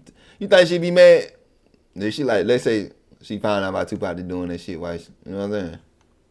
Probably so. Women be mad like that sometimes. You know what I'm saying? We had female. Don't give a damn. 30 years later, goddamn. You did what? Actually had sex with in this manner, and I witnessed Tupac. While I looked up for him, while he had sex. What the fuck? With I'll say a female staff, and that alone was something that was never shared, right, or no one knew about in Rikers Island with him. So what was that moment like? Did she take him out of the unit, and they had like a place they would normally do this? How would that take place? Or, Yeah. Or was just one of the female guards that liked Tupac? No, it was. They had a system going on with female correctional officers that was unbelievable. They had set up where that they would take the inmate to a certain area to perform these sexual acts. Oh Lord! And this alone. Goddamn freaked out. They freaked out up there, boy. Goddamn. Lord have mercy. Was something that it was powerful on their end because they actually conducted this with their own type of setup, for the inmates, So this happened quite a few times. Why? With me per se, and Tupac had also had himself involved with this type of sexual, enhancement, this exchange with female correctional officers at Rikers Island. So now, yes. So was it like a certain status of an inmate, like somebody like Tupac being a celebrity, or was it like would it be like drug dealers who had money who could? Yeah. Or was it just? Well, both. Both. I mean, Tupac's fame and celebrity status alone would get him a sexual favor from a correctional officer in a heartbeat. No, Romo. Drugs did play a part with some people inmates that had, that type of clout to exchange sexual favors with the female staff. Yeah, so both, and Tupac alone saying, just being around Tupac. You got that. You just got that. You know what I'm saying? It's gonna get. Understand me? He's gonna get a person female staff to want to have sex with him. Off That's the, some kinky shit. Off the top That's of the head. some kinky shit. On demand. It's like not even something that you have to brainstorm about. So Tupac get. So you basically saying even in jail he was that charismatic that women were attracted, even the female guards, when they see him they were attracted to him. Yeah, he the Don. Tupac the Don. He fucking tell me. Not only were they attracted to him, I'm saying, it would give them something to hold of value. I guess, like, yo, man, I actually Tupac, man. You know what I'm saying? Like telling their friends, you know what I'm saying? I see you that. ain't had no sex. Yes, I did. So yeah, it was something that they can exploit. And something that they can brag about. Yeah, they got bragging rights now. Would anybody believe it? Of course. He was in there with her. Why wouldn't you believe it? You said that you had Tupac's back while he was at Rikers Island, and that you were always ready for anything. Oh yeah. That violence was your profession. I thought that shit. Damn, he got the cheap motherfucking ones. I know that shit ain't that damn long.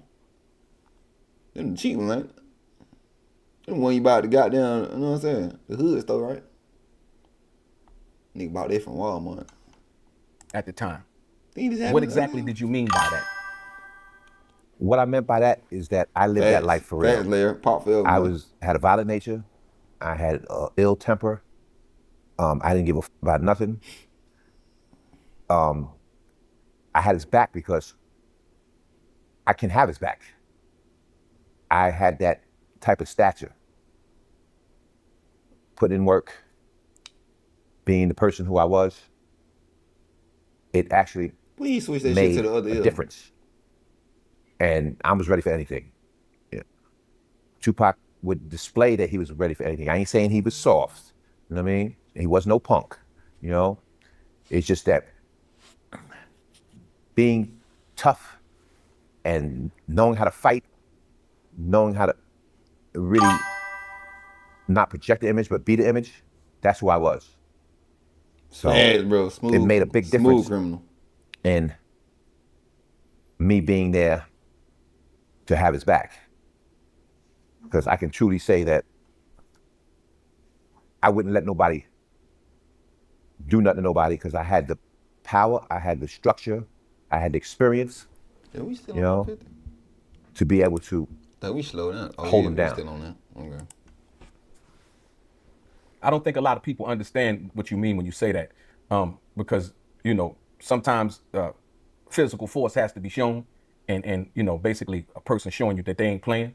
Could you give an example of what you mean by violence basically was your profession at the time, in dealing with prison, whether it was in Sing Sing or any other prison that you had been to prior to meeting up with Tupac, that could give you the insight on what you needed to do and how you would be respected.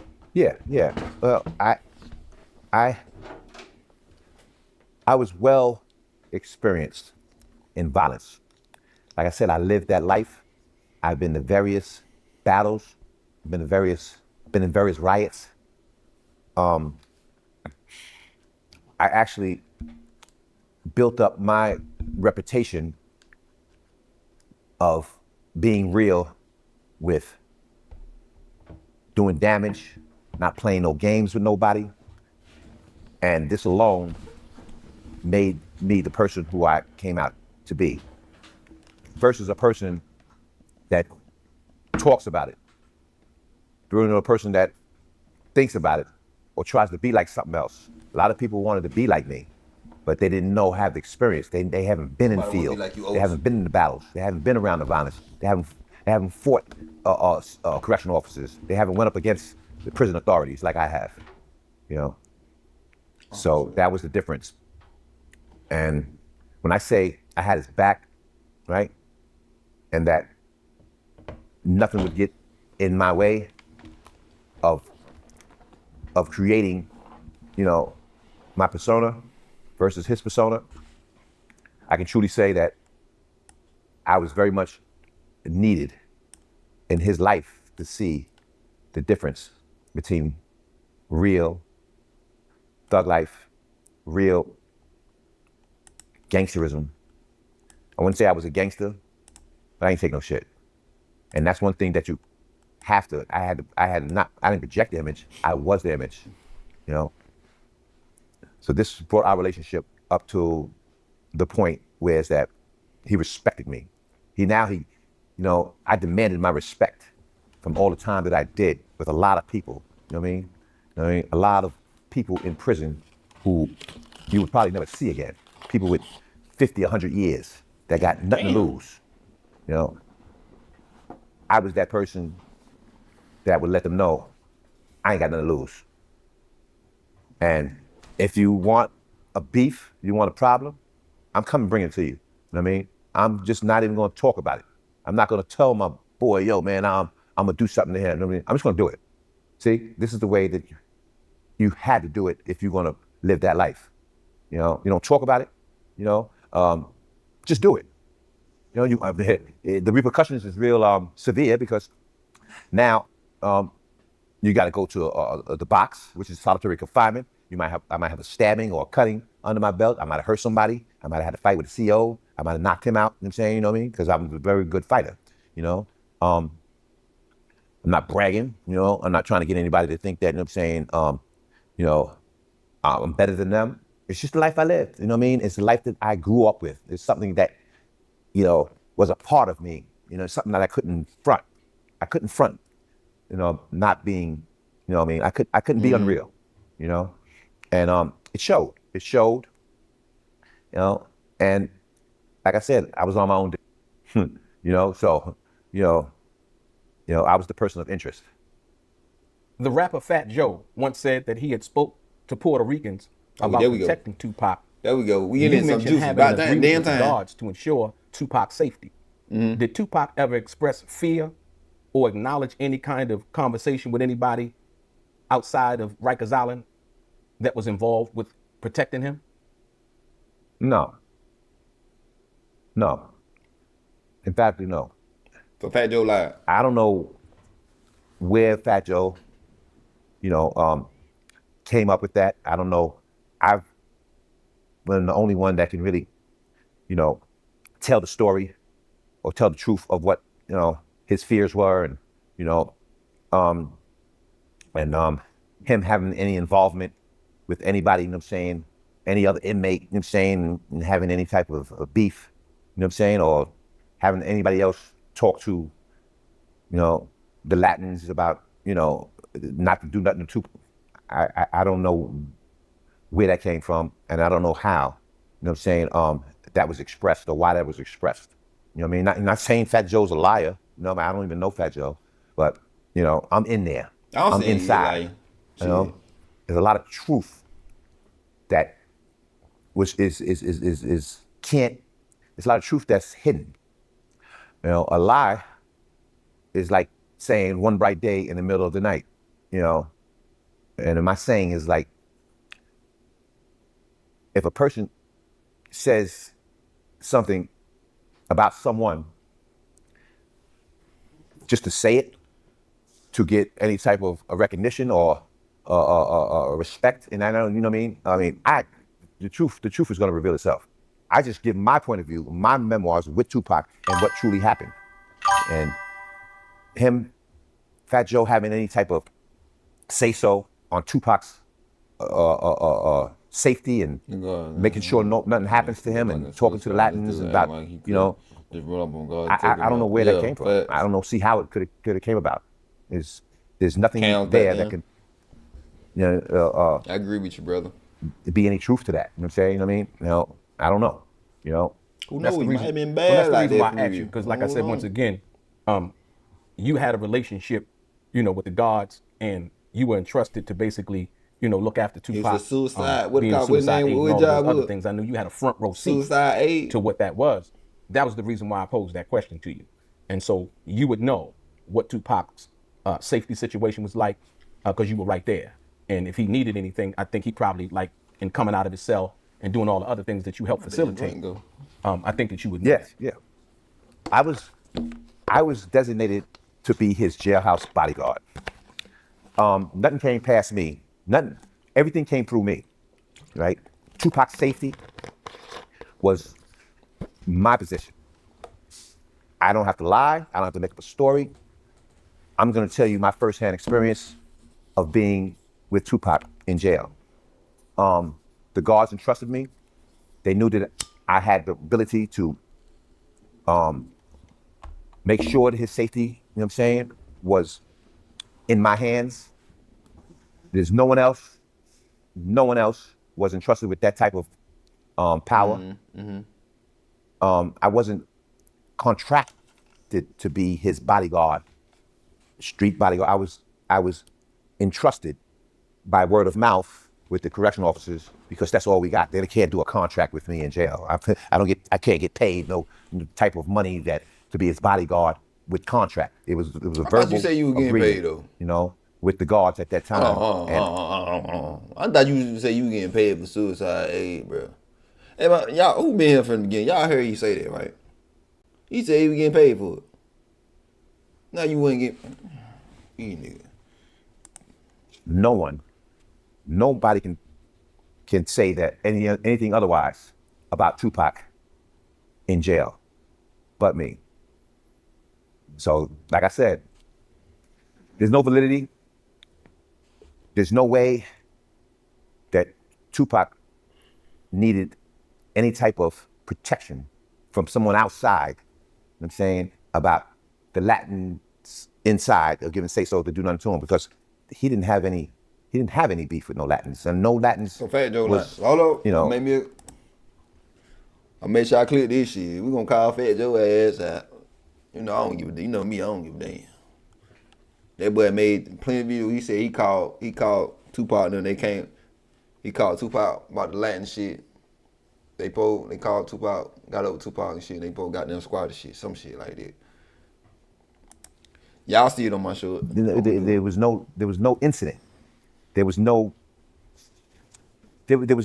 there that someone could actually say that they were Tupac's. It's because of them that Tupac wasn't assaulted or wasn't. It just doesn't make sense.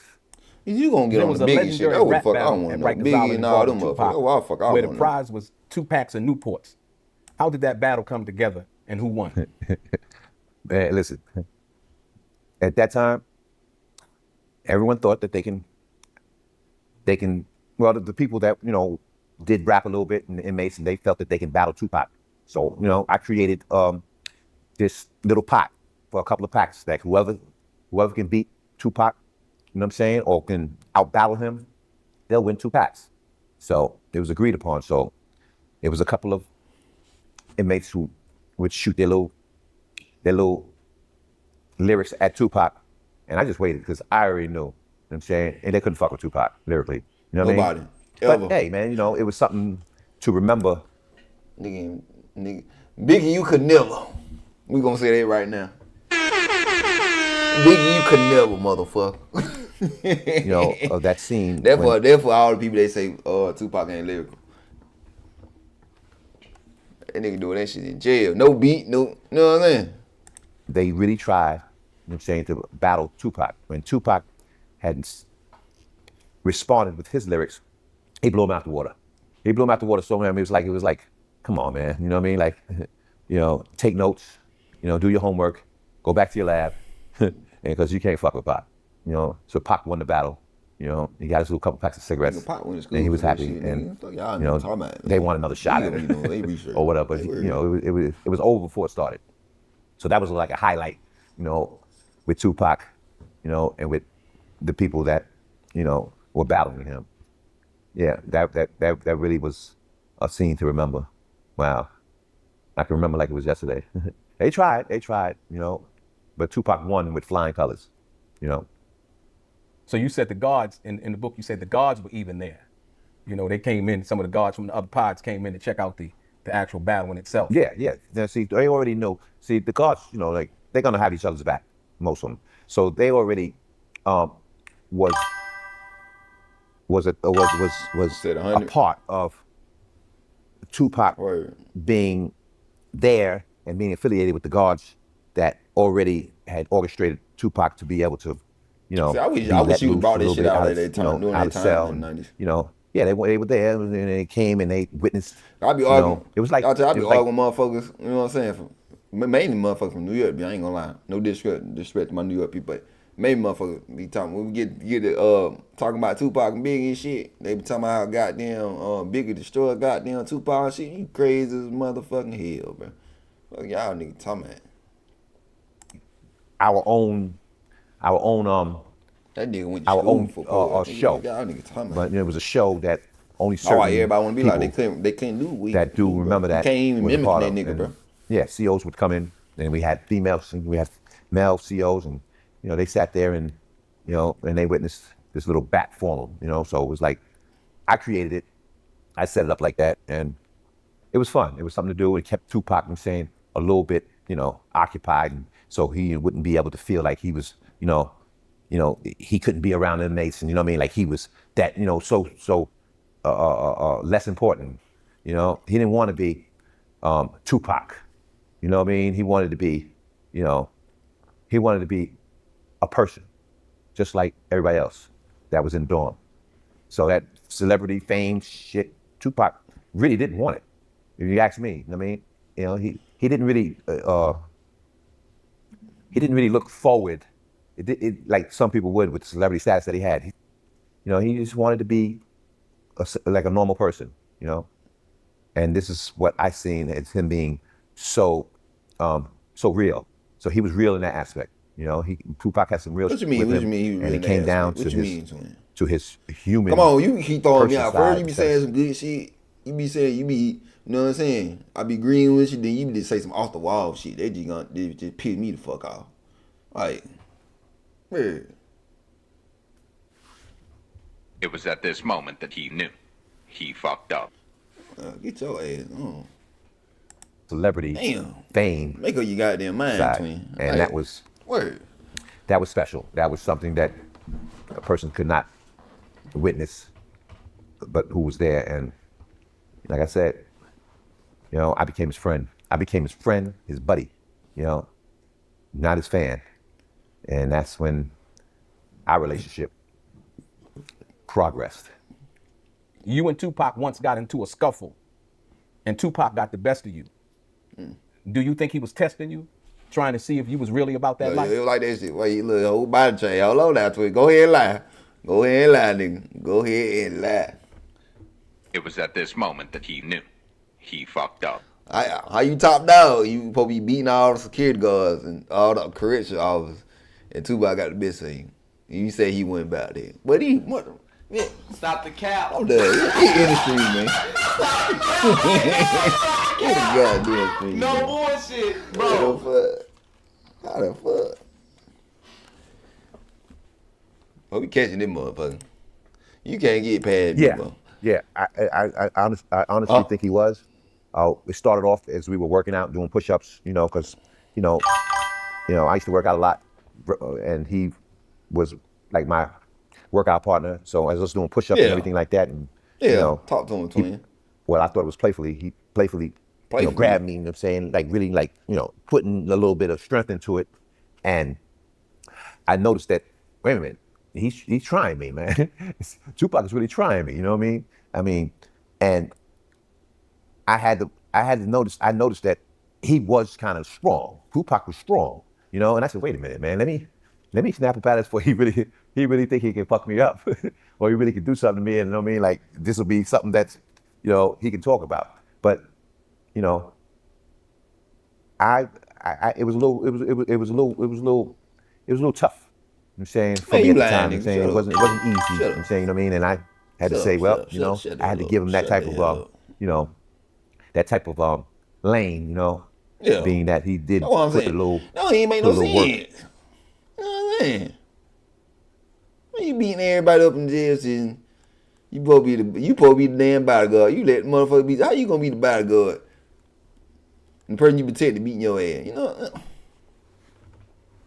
Stop the cap. Stop the cap right now. Stop the cap. No bullshit, bro. into trying to be, you know, scuffle with me, and I got to say honestly, you know what I Why mean? you trying to scuffle me? He Nigga gave trying his to try all, you, man, bro. and I felt it a little bit. You know what I'm saying? Motherfuckers scuffle with your head. They trying to I try didn't you. want They to test really you. Nah, niggas be testing come each out other. like he was an enemy and really do something to him. You know what I'm saying? You know what I mean? But yeah, I respected him for that. But he was trying me. He was trying me. And when he jumped on my back, he jumped on me. And I said, "Holy shit!" And he was serious. He was serious. He really wanted. He really wanted to show me that he was. Look. So he was serious or he was trying? Which one? Like, he confusing the fuck out of me, bro.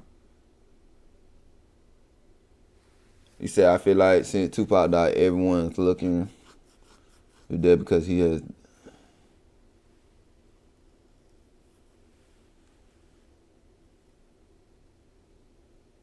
My brother, people like not too much for love, fam. Stuff. I feel you, bro. You know what I mean? Mark. So he put you in the book. He said he put you in a chokehold. Yeah. He had me by the back and put me in the chokehold. Keep looking up Tupac and shit. So I didn't get the experience like all the people probably in chat. I know I got an older fan base. I know most of y'all was doing the '90s and shit, doing that the hype time. I didn't get the experience. I was a kid. I was born in '91, so I was a kid. So when I was growing up, we didn't know Tupac was already gone. By the time I was like get to know what rap was and stuff, like I grew down south in Atlanta, so I was growing up with like around Lil Jon, East Side Boy, T.I. and all them. You feel me? We'll hear like song shit from like Tupac and shit. You know what I'm saying? Okay, at first when I heard them, I didn't even know what Tupac looked like though. First, I didn't even know what he looked like. So that's when the internet started really taking off, and we started seeing images online. That's why I knew how Tupac looked. You feel me?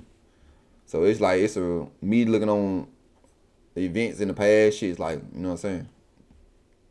If that shit makes sense. He had a grip, and I wasn't ready for it. Still a lot of shit I don't know, so I'm gonna find me. I'm curious about somebody. I got to. I'm giving him jewels. I'm letting them know about certain shit and how to present himself. Like, I'm saying, you know what I mean? About 4 or 5 albums he's supposed to present himself. In jail when he goes farther into the penal system. I'm doing all for my generation too. So they can learn. I started turning a little red. Are you young too? And I said, wow, man, it's not really choke. Try to choke. My bad, y'all. I'm doing for my generation too, man. All my '90s baby. This shit they need to know too. You know what I'm saying? Cause today now I'm older. I'm 30 now, so I'm 30. I'm older now. Like I don't know. I guess when you get older, man, you don't like that young shit no more. I like when I was young. I looked like that young shit. Like, bro, now I just like older music. I like old school music, bro. Like old 90 music, R&B and shit, 80 music. I'm all into that now. So that's why I'm going back, because, you know what I'm saying, I ain't get the experience there, so I want to get the experience there, see what they feel like, what's true, what's false, you know what I'm saying? Then I got the, you know what I'm saying, my older people telling me what's really going on, you feel me? So we get that connection and boom, you know what I'm saying? But, yeah, he really was trying me, And I just love Tupac as a person, because he loved black people, you know what I'm saying? You know what I mean? I was a little tight, you know what I'm saying? But I didn't want to break I like out into I don't like. my, I can say you know what I mean? Tupac. I fuck with the thug life shit. They say he was so-called betraying shit about the Tupac side. I love the Karen side of Tupac, the Black Panther Tupac. That's what I love, bro. That what made me goddamn. You feel me? That what made him become my number one rapper. You know what I'm saying? I love that type side of Tupac. Cause that's what the fuck we need now these days, bro. We don't got that shit no more. Everybody want to shoot, bang, bang, kill each other, bro. I'm too old for all that, man. Cause I know the way I am, you know what I mean? Like, if that makes I don't sense, let nobody touch me. Ain't nobody gets that close to me, you know what I'm saying? He had got that close to me, whereas that he felt that, he want to prove himself, you know what I'm saying? That he was that nigga. So, yeah. Time and time again, he been proving y'all. So y'all be saying he ain't about that shit, but he be proving y'all nigga wrong. Was he could handle his business. Yeah. It wasn't. I never looked at him as a punk or soft, anything like that. You know what I'm saying? But I knew who I was, and I slept on him. And he had a grip on my neck. I said, "This is what I'm saying. More real, bro. These niggas not real, bro. Me out, man. Listen, then you gotta think about shit. All the motherfuckers talking about. Everybody who ever talk about Tupac is this and that. They ain't their own person. They follow somebody else. Tupac ain't never really followed nobody, bro. He just did this shit on his own, bro. Spoke his mind. He didn't give a fuck. How he feel, he gonna feel like that. You feel me? That's what I respect about it, man. That man didn't give a fuck what nobody said, bro. You not finna tell him what to do. All that type of shit, man. I don't be understanding these niggas talking about. Y'all niggas following. Y'all had to follow the other niggas. Follow being in the gangs and shit. Dumbass shit. I was like, well, but yeah, he what he tried rappers me wanna that be. day, you know what I mean? I mean, I gave him that respect. Damn, Tupac, you a tough little nigga, man. You a little strong, you know. It made him feel good. Made him feel like, you know what I mean? He really, man, was trying somebody who had status and a reputation. You know what I'm saying, you know what I mean? Like, you know. But I don't y'all know. on my channel. I'm Like, always you know talk what I'm about saying? Tupac. I don't give a you damn. know, Goddamn, I can be 40 years you know, from now. he wanted to show me 99 that, years you old talking know, about Tupac. man, I'm tough too. If I'm down with you, know what I'm saying? I mean, like, you know, you got to see it. You know what I'm saying? You know what I mean? He didn't want me to think that he didn't have any balls, you know what I mean? Or any heart, you know? That's what it really was, you know? Tell me about the story about the inmate DC. After that incident, you became more of a protector to Tupac. Who, DC? What exactly went down involving the card game? Tupac thought he was cheating, and the altercation that pursued after there that. we go. What exactly happened? Well, DC was so emotionally distraught, right? That not only did he lose that I think it was poker like a profit game, though, if you think about this shit. you know, which we put up packs of cigarettes we gambled with, and then he lost his money. And then he thought Pac was cheating, right? He jumped across the table and was scuffling with him, you know what I mean? And when he started scuffling a little bit, it had to be broken up, you know? And this alone was his way of not only basically showing me that, all right, you know, you f with Tupac more than you f with me now, you know what I'm saying? I'm gonna f this Tupac up, you know what I'm saying? So, you know, because I don't give a f, you know what I'm saying, about, you know, his celebrity status or his fame and shit, you know what I'm saying? I mean, you know, because, you know, Don, you know I'm tough. You know I'm tough, you know what I mean? And you mentored me and now you're gonna f with Tupac over me, you know what I mean? So now he felt, I gave up on him, you know what I mean? That it's just, I'm with Tupac now. Tupac's down with me, and you know I'm gonna go out for Tupac than I'm with him. Which basically, it wasn't even like that. I didn't, you know, I haven't seen it. I didn't see it coming. I didn't think that he was gonna be that, you know, jealous of him. I didn't think, you know. But then I seen it. I said, okay, I see what it is. I see exactly what it is, you know, and because up until that point, the dude DC was your comrade, like your little underling, little brother or whatever. And when Tupac came on the unit, you and Tupac kind of developed a relationship, and he was jealous of that. Yeah. So that inclined him to, you know, to show me that, you know, he'll Tupac up, you know what I'm saying, and not give a, you know what I'm saying, about his status of being a celebrity, you know what I'm saying, to show me that, yo, bro, you know, you and Tupac, man, I'm just gonna go all out, you know what I'm saying, I mean, because I'm hurt, you know what I'm saying, I mean, like, you know, and I understood it. I understood his, because like I said, you can get emotionally attached to somebody in prison, which a lot of people get, you know, they had, you got nothing but your emotions, you know what I'm saying, your feelings, you know what I'm saying, they come out, you know, yeah, so, you know, I had to talk to him. I had to talk to DC, man. I like, you know, so I understood that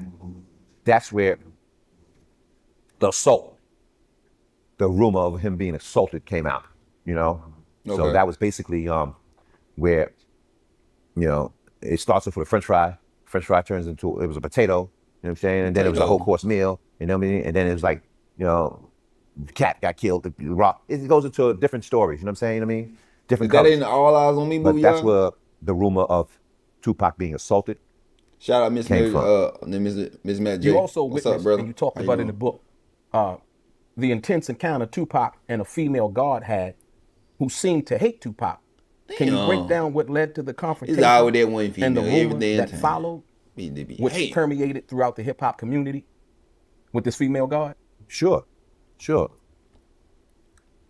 It was, I remember the day that the female guard was doing her shift.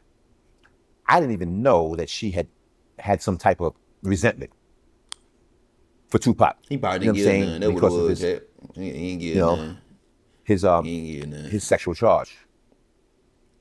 Never mind. She came in with him one day, turning his lights on and off, you know, harassing him, calling him different epithets and names, and he calling her and names and stuff with me, you know what I'm saying? And, you know, so it was going back and forth with them. Mm-hmm. So when I heard this, I'm like, what the fuck is going on here? You know what I'm saying? Like, I said, yo, officer, why are you Tupac like that? To you, my bit. Mind your business, Richardson. This ain't got, you know what you said, get away from the gate. Hold on. before. Shout out to you, Mark. I appreciate you taking the time out to come in and join. I appreciate everybody in here taking the time out to come. You know what I'm saying? Support with me on this shit. Feel me? I appreciate everybody, bro. I write you up. I said, but you fucking with me. But tomorrow live is gonna be my first time reacting to Jay-Z and Mobb Deep. We're gonna take a break from pop. It's gonna be Jay-Z versus Mobb Deep. I never listened to Mobb Deep. I never listened to Jay-Z shit. Only Jay-Z songs I probably know is the one they played on the radio and the little smooth shit. I don't know Jay-Z like that. I didn't even know he was clicked up with Biggie back in the day. So they gonna be my first reaction with y'all. So y'all can tell me what's true or false. Tomorrow's Jay-Z versus Mobb Deep. You know, you with him because of his sexual charge. You know, not knowing if it's true or not. I said, she said, get away right now before you get in trouble, right? He said, don't worry about it, player. I got this. You, your fake fingernails, fake hair. Fake hair, I guess she had fake hair, fake fingernails, you know what I'm saying? But, he gave her the business, and he told me, Joe, go ahead, man, don't get yourself in trouble. I'm saying, I got this. Another guard heard her, actually harassing Tupac like that, I guess this guard, went back and told his superiors, I don't know, maybe a captain or something like that, that she's ready for Tupac, you know what I mean? And after that little incident, the next day with her shift and I have never seen her again. She was actually, I don't know if she was fired, she was suspended, the administration, took her off her post, you know what I mean? But I never seen her again. So she actually, probably jeopardized, either her position in that unit around Tupac, they got rid of her, suspended or whatever the case may be. I don't know. But I never seen her again. Can't be no damn suspension. So she ain't come back. She actually got in trouble for that or whatever. Right. And things were right back to the way they was. Never seen her again. Never had any more problems with this officer, but she definitely was going hard. You know what I'm saying? And this is the resentment that she felt as a female. You know what I'm saying? And being that his sexual charge was with a female. So she automatically jumped on the female side, like, you know what I mean? Like, and his portrayal of that. My boy, that mega love shit. Just on TV and, now see the image he got the image that, the woman are bitches. All women's are, you know what I mean? Like, see? And so now it wasn't really like that. Never mind do with Tory Lane versus Megan, though. But you said that at the when she left the shift that day, she looked back at Tupac and she said something before she walked off. Yeah, what she said? And then there was a rumor that came about. Yeah. And then you kind of knew where that rumor came from. Yeah. Elaborate on that. Well, she voiced that, his sexual, his sexual charge. You know what I'm saying? You know what I mean? His sexual charge was very inappropriate. And it was like, you're so-and-so, you know what I mean? And it made her go hard on him about his sexual charge, which caused a rumor. This rumor came about, you know what I'm saying, that he got sexually assaulted, whatever the case may be, in jail. Oh, that was that shit came from. Or molested and something like to that nature. This is her way of getting back and telling her, her cohorts or her people that, Tupac, I'm saying, that's why he got sexually, assaulted. So we now know. Now we know where that damn rumor came from. It's supposed to be a jailmate though. So that rumor, that's why I didn't watch the All Eyes on Me movie, y'all. Cause I heard that shit, they gonna put that shit in the movie or some shit, and I ain't wanna watch that shit. I said I ain't watching that goddamn bullshit. They gonna put that shit in the movie. But somebody told me in my other live that it's not in the All Eyes on Me movie. So if it's not in there, bitch, I'm gonna watch it for the first time. I'm gonna watch it on Twitch. I can't watch it on YouTube due to copyright. So that's gonna be my first time watching the All Eyes on Me. I don't know if it's good or not. Jay-Z sucks. Mobb Deep. Yes sir. JC, no, he's a faggot, bro. Mobb Deep better, bro. We gonna find out tomorrow, y'all. Make sure y'all like, subscribe to the channel. 11 p.m. tomorrow. It's gonna be my first time reacting to Jay-Z and versus Mobb Deep. I think in my opinion, I don't know much about Mobb Deep, but I think Mobb Deep goddamn, you know what I'm saying? Killed Jay-Z ass. I remember saying something a while back. Jay-Z had he was like allegedly set one of them up or something.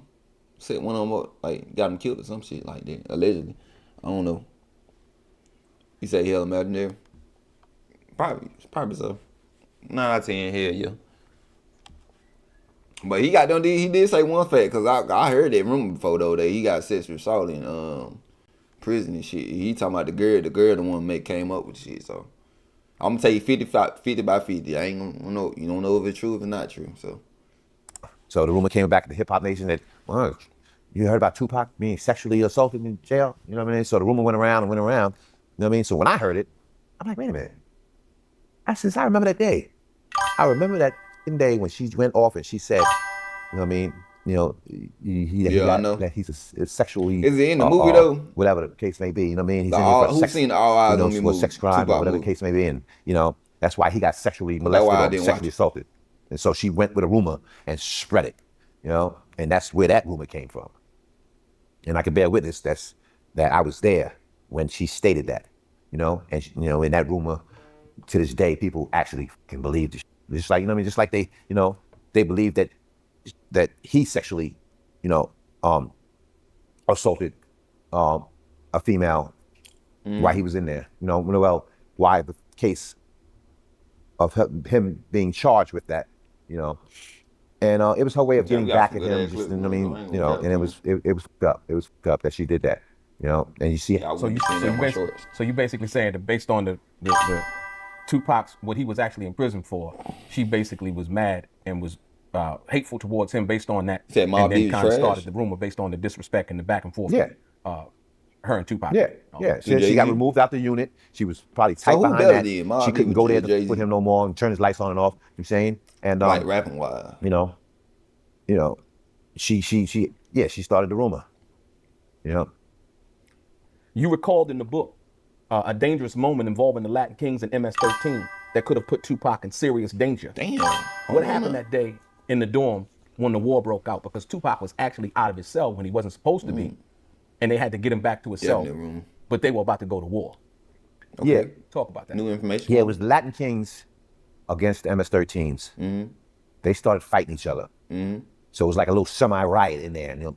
And Tupac was actually out that day, and it could have definitely been very dangerous for Tupac because he wasn't supposed to be out of his cell. Mm-hmm. So when they ran up in there to break these fights up, you know, gang fights, it would have jeopardized.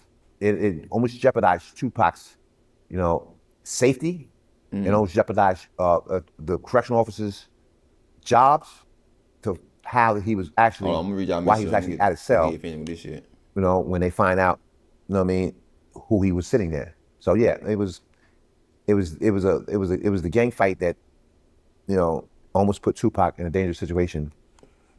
And if he didn't get back to his set. Hey, them motherfucker Latino, they get the ride and shit.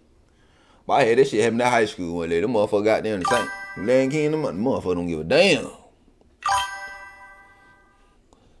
He said, yes, sir, he was jealous of Mobb Deep and he stole stuff from other. Yeah, I know he stole stuff from Biggie. He stole something from. I had found out reason he stole something from Tupac. He stole the Me and My Girlfriend shit. I was on Machiavelli. I never heard Machiavelli album. And I heard it. I was on live and I was listening to it. It said Me and Girlfriend. I said, I heard this song before. When I growing up, the first time I heard that beat and everything, it was like Jay-Z and Beyonce. All I need was like Me and My Girlfriend. I thought it was Jay-Z song. So I had check. I said, did Tupac still this from Jay-Z? They would tell me, nah, Tupac been put it out. And I looked what he put it out.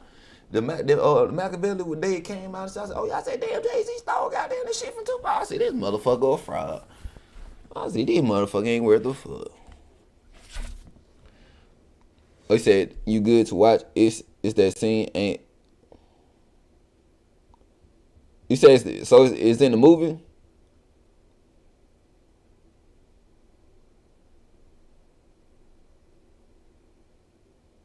Oh, it ain't? Okay, I'm gonna watch it. But if I'm gonna watch it, okay, I might do it Friday. I'm gonna do All Eyes on Me reaction. First time seeing it. Y'all can come watch it with me though? Talk our shit. We can talk our shit on that movie. We gonna see if it trash and that. Hell. I'm saying before that Biggie movie. Now I look back at that Biggie movie. That shit was trash. That Biggie movie they made, that shit was trash. They told me, I ain't know all they meant. Before I watched that Biggie movie, I ain't know all what I knew now about Biggie. You know what I'm saying? Now I go back. If I go back and watch the movie, I'm goddamn that shit. I don't want to watch that shit. Things came on. It was gonna be only good part in that hell over motherfucking high movie when water Faith was cheating on goddamn. for them correctional It was Biggie and with Tupac. Tupac safety. So what did you do to kind of, did you do anything to try to facilitate? Did you try to get in between, back it up? What'd you do? Yeah, I actually got in the middle of Tupac and, you know, the gangs to stop them for even involving Tupac in any of their gang affiliation. So it was something that I had to do. I had to, you know, back them up a little bit, you know what I'm saying, to not jeopardize Tupac being out of his cell and Tupac being attacked. Tupac was behind bars when the album Me Against the World dropped. And when the Ooh, Dear there we go. Mama video By was time, released, bro. Forever worldwide. get to the goddamn What was good it like shit. to watch him see the video for the first time as you were right next to him when he watched the video? It was emotional. It was very How emotional. they watch the video now? He displayed an emotion that I never seen in Tupac. When he seen that video for the first time, Dear Mama, he actually wept, right? I was sitting there with him. We were sitting on the bed watching it for the first time I seen it and the first time he seen it. When it came on, they put that video in for him. Tupac was amazed, and his feelings about his mother was displayed through tears. I seen him weep.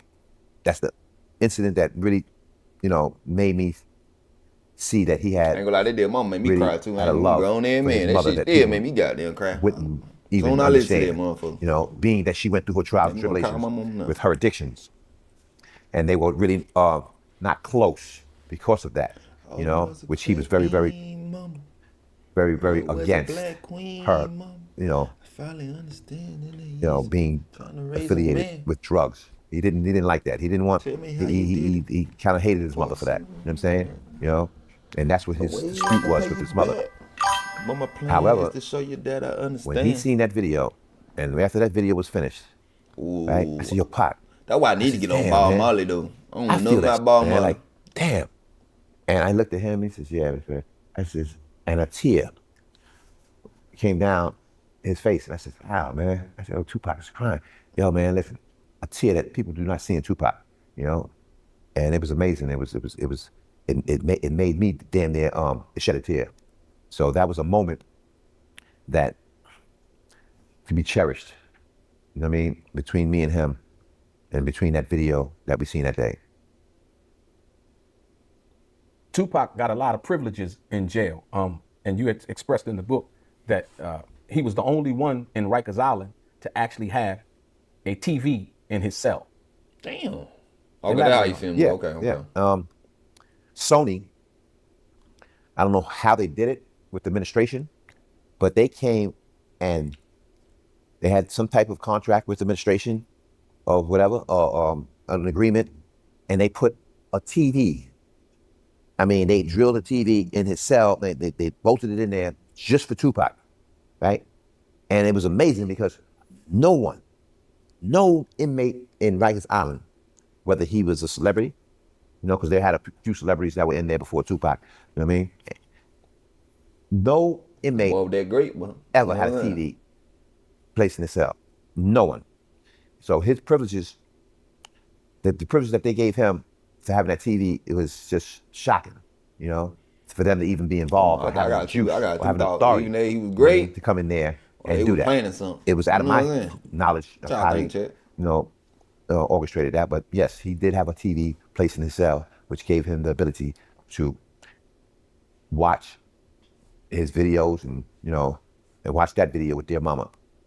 So I guess they wanted some type of affiliation with him when he comes out, promote them or whatever have you. That's how I looked at it. Yeah, so, yeah, getting back to that, he showed an emotion that I had never seen in Tupac. You said that after Jada Pinkett visited Tupac at Rikers Island, Okay. you said that he had cut off all of his visits and threatened violence against the guards.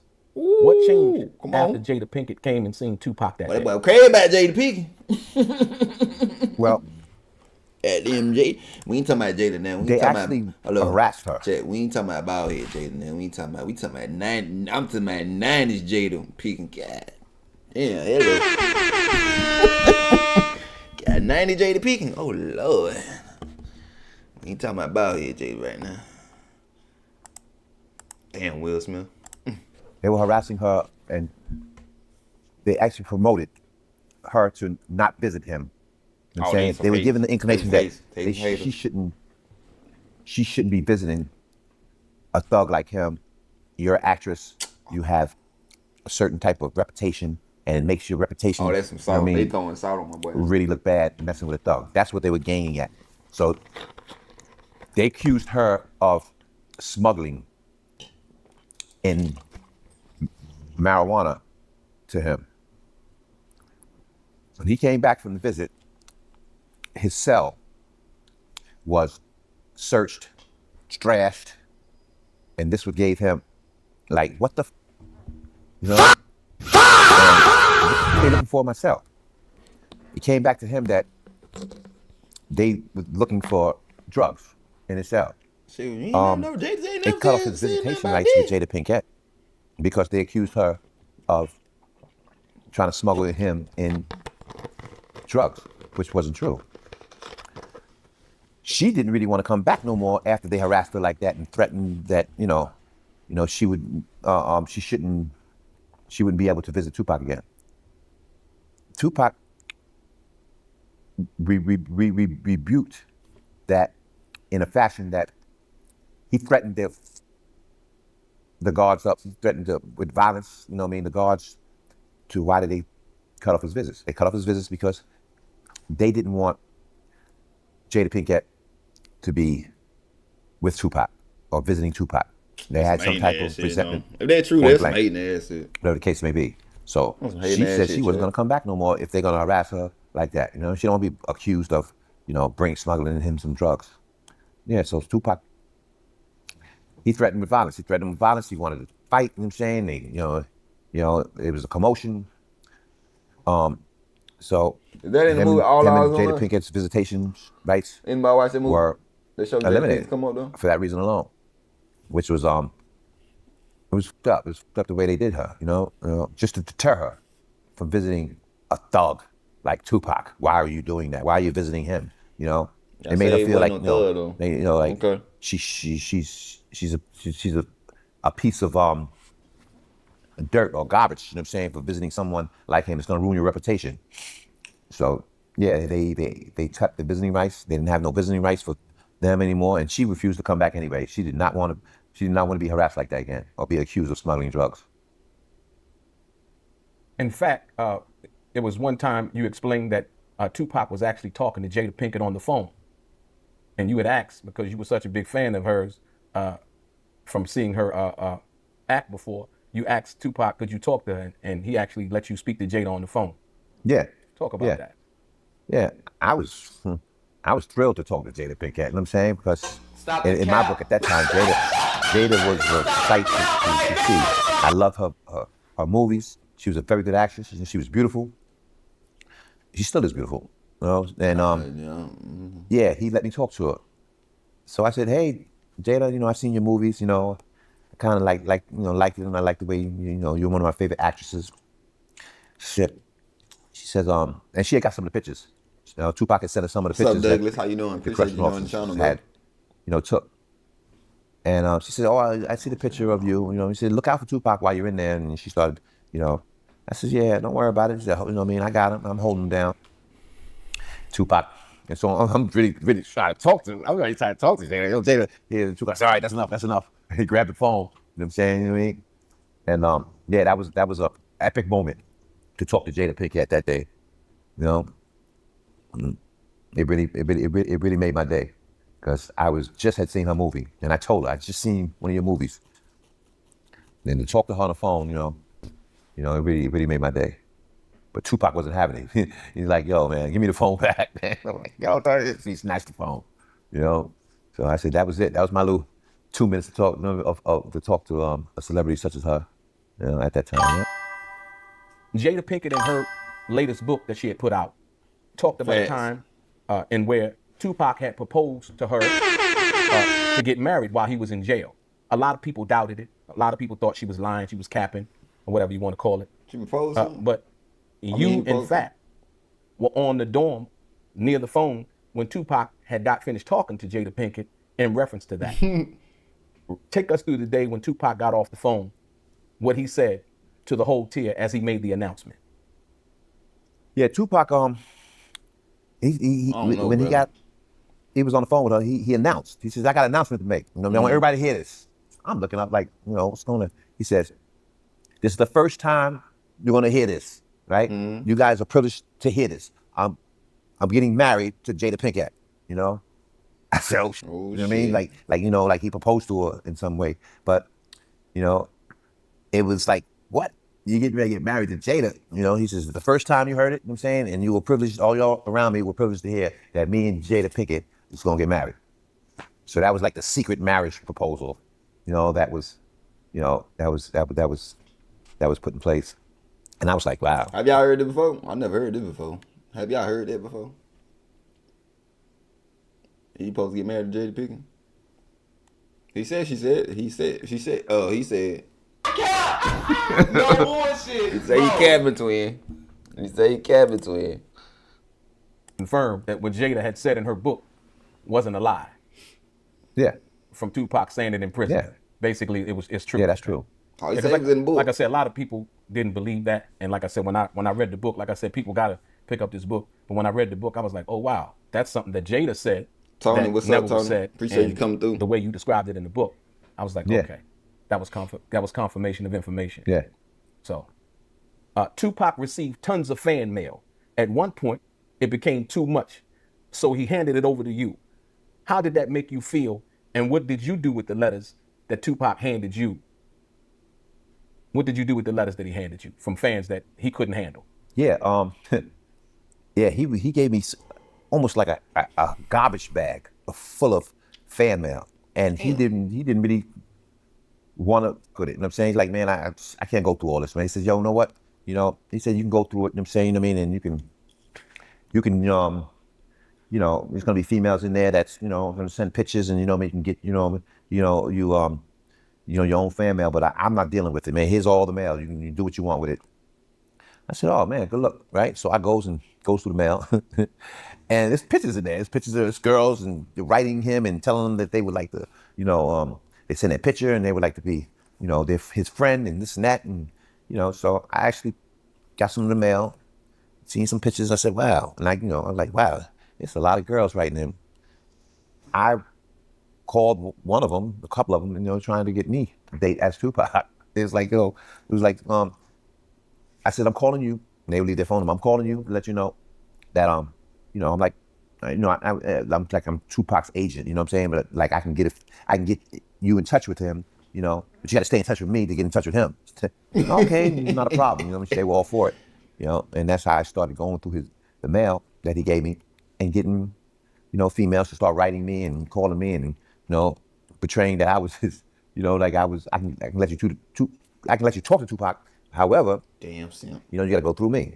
So they was all game and with it, and I actually got quite a few friends out of that, and yeah, it was with Tupac's permission. Of course. Yes, Tupac's permission. He gave me the permission to do what I want, write to girls, and they really thought that they would have a chance to speak with Tupac or be his friend. So, they started sending money and all kinds of things, not to use them. It's just that it was boring. It was something to do, and with Tupac's brand behind it, it would make me more popular, So yeah, it was fan mail. It was tons of it, He just didn't have the time, man. Tupac didn't want to deal with it. He didn't want to deal with, the mail, So was all of it positive? Like, was all of it in regards to female? Was all of it mail that he was receiving positive? Yeah. Yeah. It was positive. It was in the aspect that it would actually, give me something to do, and it would be beneficial to me because now I have the ability to pose, and get them to, assume that they're going to talk to Tupac, and he's going to be their friend. You know what I mean? Somewhere in the future, and they were, a lot of them were with it, Right. But because in the book you explained that there was hate mail. Yeah, he had mail that was, I disregarded that. Most of them was like, man, it was people, fans who, it was fans who were really not as fans. They were people that were posing as haters for him having sexual charge that he had, and it was threats in there, and epithets, and most of that mail I just had to discard. I had to discard it. I couldn't, I didn't give a f about it. I'm saying, the hate mail. I was on the positive mail. But that was definitely in there. It was Fast Mark, you hit that right on there, brother. I'm a mistake. Discouraged with Pac, and yeah, I went through a lot of mail. I never was without mail with him. Now my mail started piling up. Now I was getting a lot of the mail and saying for the fan mail as being like an introductory, to Tupac, promising that they one day talk to him. Yeah, it was amazing. But You said in the book, and this is somewhat exclusive because I've never heard this before. You said that Tupac told you about him having dinner with Jimmy Henchman and Haitian Jack, and where Jimmy Henchman tried to get Tupac to sign a contract. What did Tupac tell you about that night? Yeah, he told me that Jimmy Henchman tried to get him to sign a contract to be down with his record label. Okay. Tupac declined. He didn't want to be a part of it. Haitian Jack tried to persuade him because they were affiliated. They were friends with him. He declined again. Not being wanting to be a part of Jimmy Henchman's record label. So this brought about some type of animosity. I'm saying between. We know Jimmy Hench tried. We know that fact check. Jimmy Hench did try to start a record label. Between them, which probably resulted up, it resulted up in the Quad Studio shooting. So basically, you saying you think that this information that Tupac gave you Hold on. about that dinner and him basically declining to sign with Jimmy Henchman's label, and Haitian Jack trying to persuade Tupac at that particular time, you think that had something to do with Tupac being shot at Quad that night? Yeah, most definitely. The animosity that Jimmy Henchman had for Tupac was that, you don't want to be down with my label, and you know what I'm saying, all right, you know what I mean? I guess he was like an enforcer at that time, he had a lot of juice, and he can make things happen. Let's put it that way. Now, it led up to Tupac believing that this is the reason why the Quad Studio shooting was set up. I know this shit, right? By Haitian Jack and Jimmy Henchman. So I basically was just hearing what Tupac was stating to me, and I can kind of believe that that's what really happened, because right after that, not soon after that, he gets set up at Quad Studio, you know what I mean? And it was affiliated with that meeting. That meeting had led up to it because Jimmy Henchman was nothing to f with. You know what I'm saying? You know what I mean? He was nothing to play with, I consider him like another Suge Knight, but he definitely was strong, powerful, and, he could make things happen. So when he got set up at Quad Studio, he knew in his heart that Jimmy Henchman had something to do with it. It was something there that, a lot of people don't know about. And I can tell you from the perspective of what he stated to me that they were trying to kill him. It wasn't just a robbery, it was more than a robbery, So putting two and two together, Tupac knew the reason behind that shooting. See, everybody think he's motherfucker crazy. And so a lot of people have heard a story about Tupac not wanting to sign with Jimmy Henchman, trying to get him signed. It was a management deal, but Tupac told you basically it was a record deal. What else did Tupac say? How did he explain to you that it happened? Like I said, because this is soon after he's incarcerated at Rikers Island before he goes to Clinton. How did he explain to you that it happened and what happened involving that? He told me that Haitian Jack and Jimmy Henchman, right? They had something to do with the Quad Studio shooting. That when he got shot. I firmly can believe that. I'm saying, I mean, because it no later soon happened after he refused to have, to sign a contract with him. Did he mention any other names? Yeah, he mentioned King Tut. He mentioned Puff Daddy, Biggie. These are some of the names that came up, and I firmly can believe that they had something to do with it because they were trying to kill him. He told me, point out, it wasn't just a robbery. It wasn't that they just intended to take they wanted him dead. And that's the power that Jimmy Henchman had. You hold Queen Latifah in high regard for her shout out to Tupac during her receiving the Sammy Davis Jr. Award, where she declared Tupac's innocence at the end of her speech. What did that moment mean to you, watching that, while you were incarcerated with Tupac at Rikers Island? It was an epic moment. To hear Queen Latifah make a shout out to Tupac through the TV. Shout out to Queen Latifah. And I'm in the company of Tupac at the present time. It made me admire her and respect her even more, that she would just, proclaim his innocence, believe in him at such a crucial time in Tupac's incarceration. Because, like I said, I didn't know that Queen Latifah was that close to Tupac. And to give him that type of recognition, and being in the company of him, it made me respect her so much more. It made me see that she really, believed in him, and she was on his team, and she knew that this was all a made-up story about his sexual charge that he was incarcerated for. Yeah. You do know that you might not have known at that particular time being incarcerated. Like I said, I don't know, but that he did do Juice with Queen Latifah. Queen Latifah was also in Juice. She was in Juice? So I think that might have been the connection. You might not have known that at that particular time. Hold on, twin. Queen Latifah was in Juice? Damn, I ain't watching so long. Queen Latifah was in Juice?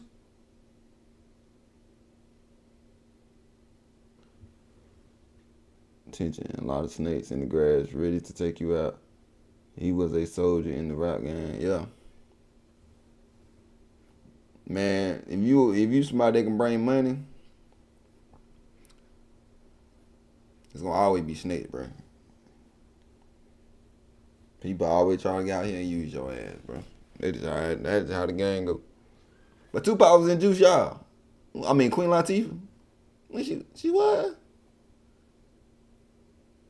I gotta go back and watch Juice, bro.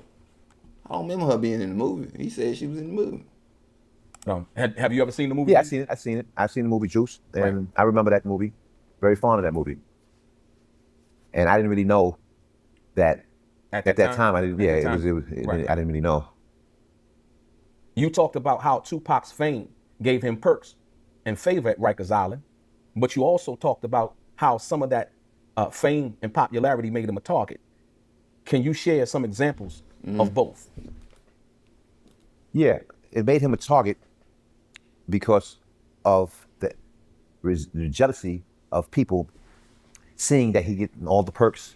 If you're new to the inside channel, of jail, the guards were giving him leeway and letting him out of cell. Him going on visits with the famous actress Jada Pinkett. Shout-outs he's getting through from Queen Latifah, through the television, his relationship with Tretch.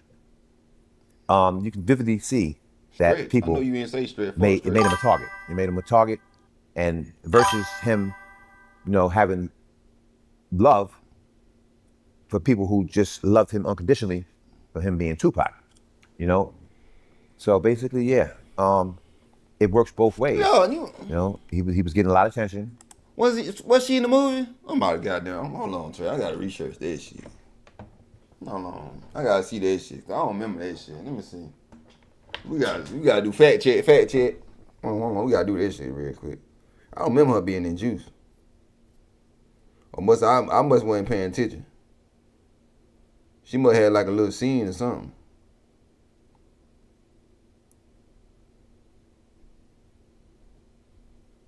Queen Latifah and Juice.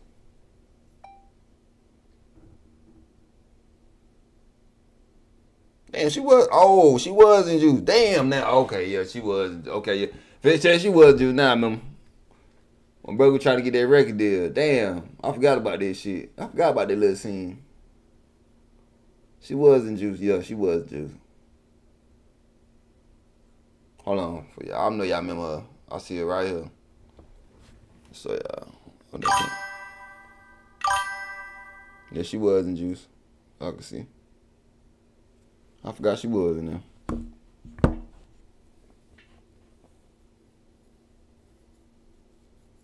Yeah. Fast. Yeah.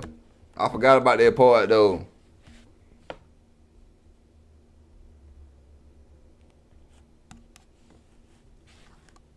That boy, what's called was in there, too. What that boy name, damn, I can't remember that goddamn TV show called. One-on-one. With the guy, he had, I don't know what kind of hairstyle that was back in the day. The boy from One-on-One, the little daddy from One-on-One, the little show, One-on-One. He had me on his team, you know. See, that came out in 1992. So you got the guys like DC was just like, you know, just have animosity towards him. So he became a target. He became a target in that aspect alone, you know. So I can relate to that of what I've seen and who he talked to and who was close to him. Sister Soldier, you know, she sending him books. She reaching out to him, you know. Yeah. So you just mentioned Tretch. So and you also mentioned that Tretch was real close to Tupac, and he was one of the persons that held Tupac down at that particular time while he was at Rikers Island. What else can you elaborate on about? Pac said he ain't never come see him. No, I been hearing Pac, he ain't never come see him at jail. He said Stretch, didn't he? Even Tupac said that shit. Did the boy ain't come see him? Hold on, you lying now, twin. Hold on, I'm gonna make sure I go back. Cause he said he said Stretch or Stretch. Hold on now, hell nah, somebody lying now. Hold on now. So I can relate to that of what I've seen and who he talked to and who was close to him. Sister Soldier, you know, she sending him books. She reaching out to him, you know. Yeah. So you just mentioned Tretch. So yeah, you also mentioned that Tretch was real close to Tupac, and he was one of the persons that held Tupac down at that particular time while he was at Rikers Island.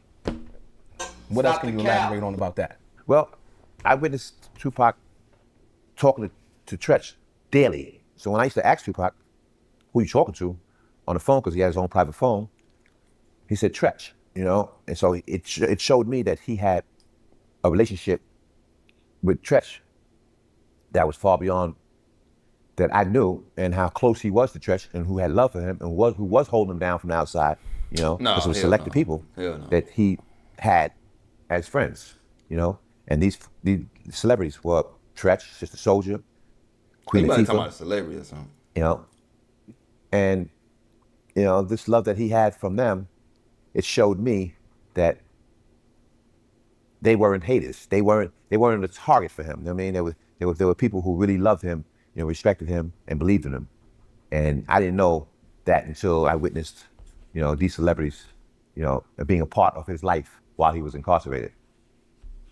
There was a time when Tupac was talking on the phone, and you asked Tupac who was he talking to, and he told you Tretch. And you proceeded to go on about what you wanted to know about the conversation. Can you elaborate on that? Yeah, he told me that, you know, him and Tretch were working on a project together, and that was, you know, they were very, very close on talking to each other every day. And Tretch and him were actually going to put something together. And that part alone showed me how close him and Tretch were, that I didn't know at the time. That's what he's saying, because he was talking to Tretch mostly every day, and that was his main man, you know, in that aspect. So, you know, I seen the relationship, you know, between him and Tretch. Is he saying unique? Is we talking about the same Stretch though? That's what I'm talking about. Like, you know, his best friend Stretch. I mean, his so-called best friend Stretch. They the one betrayed him. That went to was hanging out with Biggie and his enemies and all that. He's saying, I don't know if he's saying Tretch It's like he's saying Stretch, and I don't know who that is, but Stretch. It's on. I know Tupac said that motherfucker ain't never come see him or nothing though. They talk on the phone, they talk to the phone and shit. I know that shit. Because he didn't have too many people, you know, that really, really was in his corner unless they wanted something from him, you know, be attached to his celebrityness, his fame, his fortune, you know, because you got gold diggers out there, you got the haters, you know what I'm saying? You know, yeah, but him and Tresh were close because they were working on a project together. That's just what, yeah. And you said in the book that you asked Tupac that you talked to Treach. What did he tell you? Yeah, he told me, he said, you know, when I asked him, let me talk to Tresh. It's like, I mean, he gave me the inclination that, you know, that he wouldn't, you know, he's not gonna, you know, he can't share that personal relationship with him. I can't, but you know, it's man, like you know, it's what they both doing, and I, you know, really, I have no connection to that at all, I guess, you know. So basically, he told you no. Yeah, but you know, I was trying to put it in a nice way, you know, but yeah, you know, wouldn't let me talk to Treach. No, I understand. Yeah, I wanted to talk to him because I like Treach, you know. You, gotta be talking Donald, about being another gang affiliated, gave you a lot of influence at Rikers Island. As the word spread that Tupac had arrived at Rikers Island, things quickly began to escalate. Talk about your growing influence and the buzz surrounding Tupac arriving at Rikers Island. What was the atmosphere like? Wow. It was like my recognition, right, was not more on display than it was Pac, because it was about Pac right then, you know what I'm saying, you know, to them. I told you that shit. I told you know, you that shit going earlier. around to I the told you that dorms, shit earlier. you know, Pac having me go and pick him up weed from this dude, and, you know, it was like, wow, you know what I'm saying, Tupac's in the building, you know, and everybody, the buzz was going around like, yo, man, you know, the papers are coming out, newspaper articles, you know what I'm saying, you know, about Tupac being sentenced, and, you know, everybody's like, yeah, man, I want to see him, and everybody, you know, everybody's like, you know, I want to get a glimpse of Tupac. Everybody was trying to get over to the dorm where I'm at, you know, to see him. Him having me go around from different dorms to see certain people that, you know, it was amazing, because I really didn't really care too much about, you know, then when he first came in, you know, he had a little jet, you know, a little walk about him. It reminded me of George Jefferson, you know, so, you know, people started, you know, trying to sneak over to the dorm and see him, and, you know, coming through me, you know what I mean? You know, Don, man, you know what I mean? Like, you know, so, you know, my reputation, my recognition, you know what I'm saying, you know, it stood up a little bit more, and it got more, you know, like a validity to him, you know, me being around him. And, you know, they had people that just was like, you know, damn, man, you know, Tupac, you know, is a fan, I mean, a favorite of mine. I didn't see it, you know, but it felt good. It felt good at what, you know, that have this celebrity in my presence, you know, versus, you know, me not really like. Basically, you was a damn fan, bro. I ain't gonna care. You been talking about you wasn't a fan, you was a goddamn fan. Niggas. Stop the motherfucking Stop the cap. Stop the cap right now. Stop the cap. So you want a fan, dude, but it felt good. Like, bro, make up your goddamn mind, twin. God Being his damn. fan.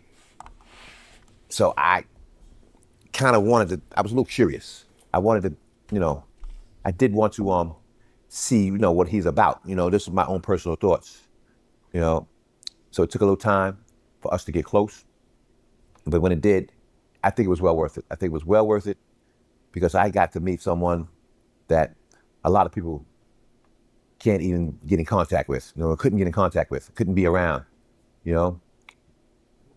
So it made me feel good. It made me feel good. I felt good about, you know what I'm saying, you know, the point of being in his company, you know. You mentioned that Tupac was more shocked and hurt by the betrayal of the men who tried to rob and kill him, especially because they were tied to Haitian Jack, and that they also There we worked go. security for Get in Puffy there and now. Biggie, than he was actually about being shot. Damn time. Why do you think that the betrayal cut so deep for him, and how did it shape his outlook from that point on? Yeah, because these were some people that he was close to. These are some people that he'd never thought that, you know, would betray him, you know, at all. And being involved in being friendship with them, it just, he wasn't too much considered about the shooting, him getting shot. You know, it was that damn man. You know, like, you know, people flipped on me. You know, it betrayed me, and gave me the insight that, you know, they really didn't give a fuck about me. You know, I didn't. You know, and they had some part of being, Tupac you know, didn't mess with folks who were involved That's why he cut off in this Snoop Dogg. shooting. Don't forget that everyone. It hurt him. It hurt him. It hurt him deeply. Like he was the hurt him main, deeply like because Peter now, said. you know, he wanted revenge. He wanted some get back. You know, he couldn't wait. Snoop you Dogg, know, Ice Cube, to show Dr. Dre, these people all that hate. he's, you know, he Jay-Z, really knows. He knows. Diddy, He knows what's going on. He know what happened. He know Nas. who, you know, set this up. He know who put this in place. You know what I mean? You know, and he was hurt deeply. And I can't even. He loved the Wu-Tang. I can't even fathom how the feelings that he was going through at that time, because I would feel the same way. You know what I mean? You know, saying, you know, say that I got my friends, I got you, I got this one, you know what I mean? That, and y'all flip on me and betray me and have something to do with his shooting, you know, and know about it. You know, I'm like, wow, you know, so that hurt him more than the shooting itself, and him getting shot 5 times. You know, and I can understand why. Did you ever try to talk Tupac off of the cliff, like as far as being wanting revenge and wanting to retaliate against whoever he thought was responsible for it? Did you ever try to talk any sense into it? Yeah. I told him, I said, yo, Pac, man, you know what I'm saying? Because Biggie was the main person he felt he was closest to, that he wouldn't do that to him, you know, like, or he wouldn't know anything about it. You know what I'm saying? I mean, and I told him, I said, Pac, see, you're believing in the media hype. You saying Biggie, Right, you're saying, had some knowledge of this quad studio shooting, right? And that, you know, he feels betrayed by Biggie alone, that, you know, because they were people that were from Brooklyn, right? Who were actually, I'm saying, the ones who, you know, had partaken in this robbery, shooting attempt, you know, so Biggie, I said, Biggie, man, I told him I don't think Biggie would do that to you. And I know he had knowledge. I know he was with it, because how, when I walked through the door, right? Come on now, Motherfucker didn't even say, what's up to me? What's up, Pac? Nothing, right? And everybody knows me. That's what he said. He said, everybody knows me. So, you know, this guy with fatigues on over here, right? Looking at a paper, this one over here, you know, he said, what the fuck is going on? So he knew. He knew that something was going on, you know what I'm saying? And he was a paranoid motherfucker. Tupac, man, was, you know what I mean? If he felt that you had something to do with betraying him, setting him up, listen, you his enemy for life, you know? This big West Coast, East Coast thing was sprung out of that alone, of thinking that Biggie, you know what I'm saying? You know, Puff Daddy knew that he was coming there, and all of a sudden, people are not saying anything to him when he walks through the lobby. Don't people hear nothing.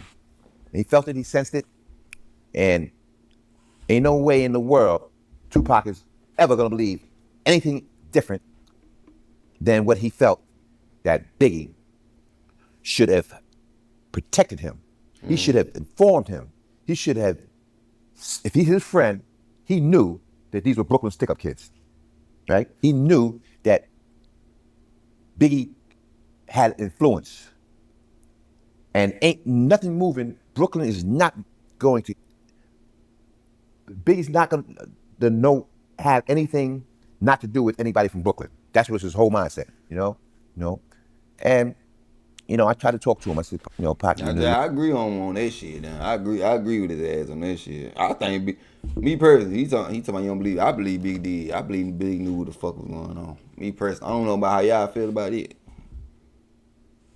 He knew what the fuck was going on. Then you still didn't come. Then Big still didn't come and visit me at the goddamn while I'm in jail and tell me what the fuck going on.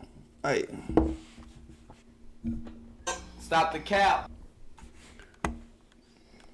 but I am gonna do a documentary on just Biggie though. After I'm gonna do a documentary on after Tupac died, what happened to how Biggie died and all that too. I'm gonna do that too for y'all. looking into it too much, you know. It's, Might do that. You know, I hardly believe Biggie, you know, would have any knowledge of this and not inform you. Biggie, I don't think Biggie Might do it. I'm gonna do it this weekend. I don't believe Biggie knew. If I don't that do it Friday, I'm gonna do it these Saturday. were stick-up kids. These were Brooklyn. He didn't know. And So who do you think after understanding the story that Tupac told you, who do you think ultimately had something to do with it? And what for what reason? Jimmy Henchman. My brother, For the main fact that he didn't sign that contract that day. And Haitian Jack, you know what I'm saying? Yeah. Matrix knew something about it too. So this is the story that's not, has to be understood. Like it gets deeper than Biggie. Oh, Puff Daddy? Hey, I kind of believe maybe me personally, that he had something to do with it. He did. But that's something neither here nor there. But he knew in his heart, that the underlying people that had something to do with this quad studio shooting, right, was Jimmy Henchman, point blank. Yeah, it's nobody else at that time that had the power and the ability and influence to do that. You know what I'm saying? And that was a major denial on Tupac's behalf of not being signed a contract, not being down with his record label. Yeah, it's plain to see. Right now, Sean P. Diddy Combs is on trial for various charges. Do you think in any way, shape, or form that what he's dealing with right now is based on the karma of what happened to Tupac that night at Quad, and also the situation in Las Vegas by the guy saying that Puffy put $1 million on Tupac and Suge Knight's head? Do you think that that's any way dealing with the karma that's come to Puffy at this particular time? Most definitely.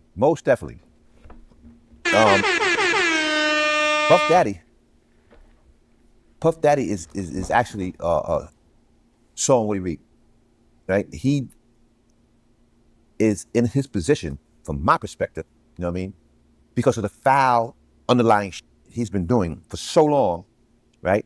And his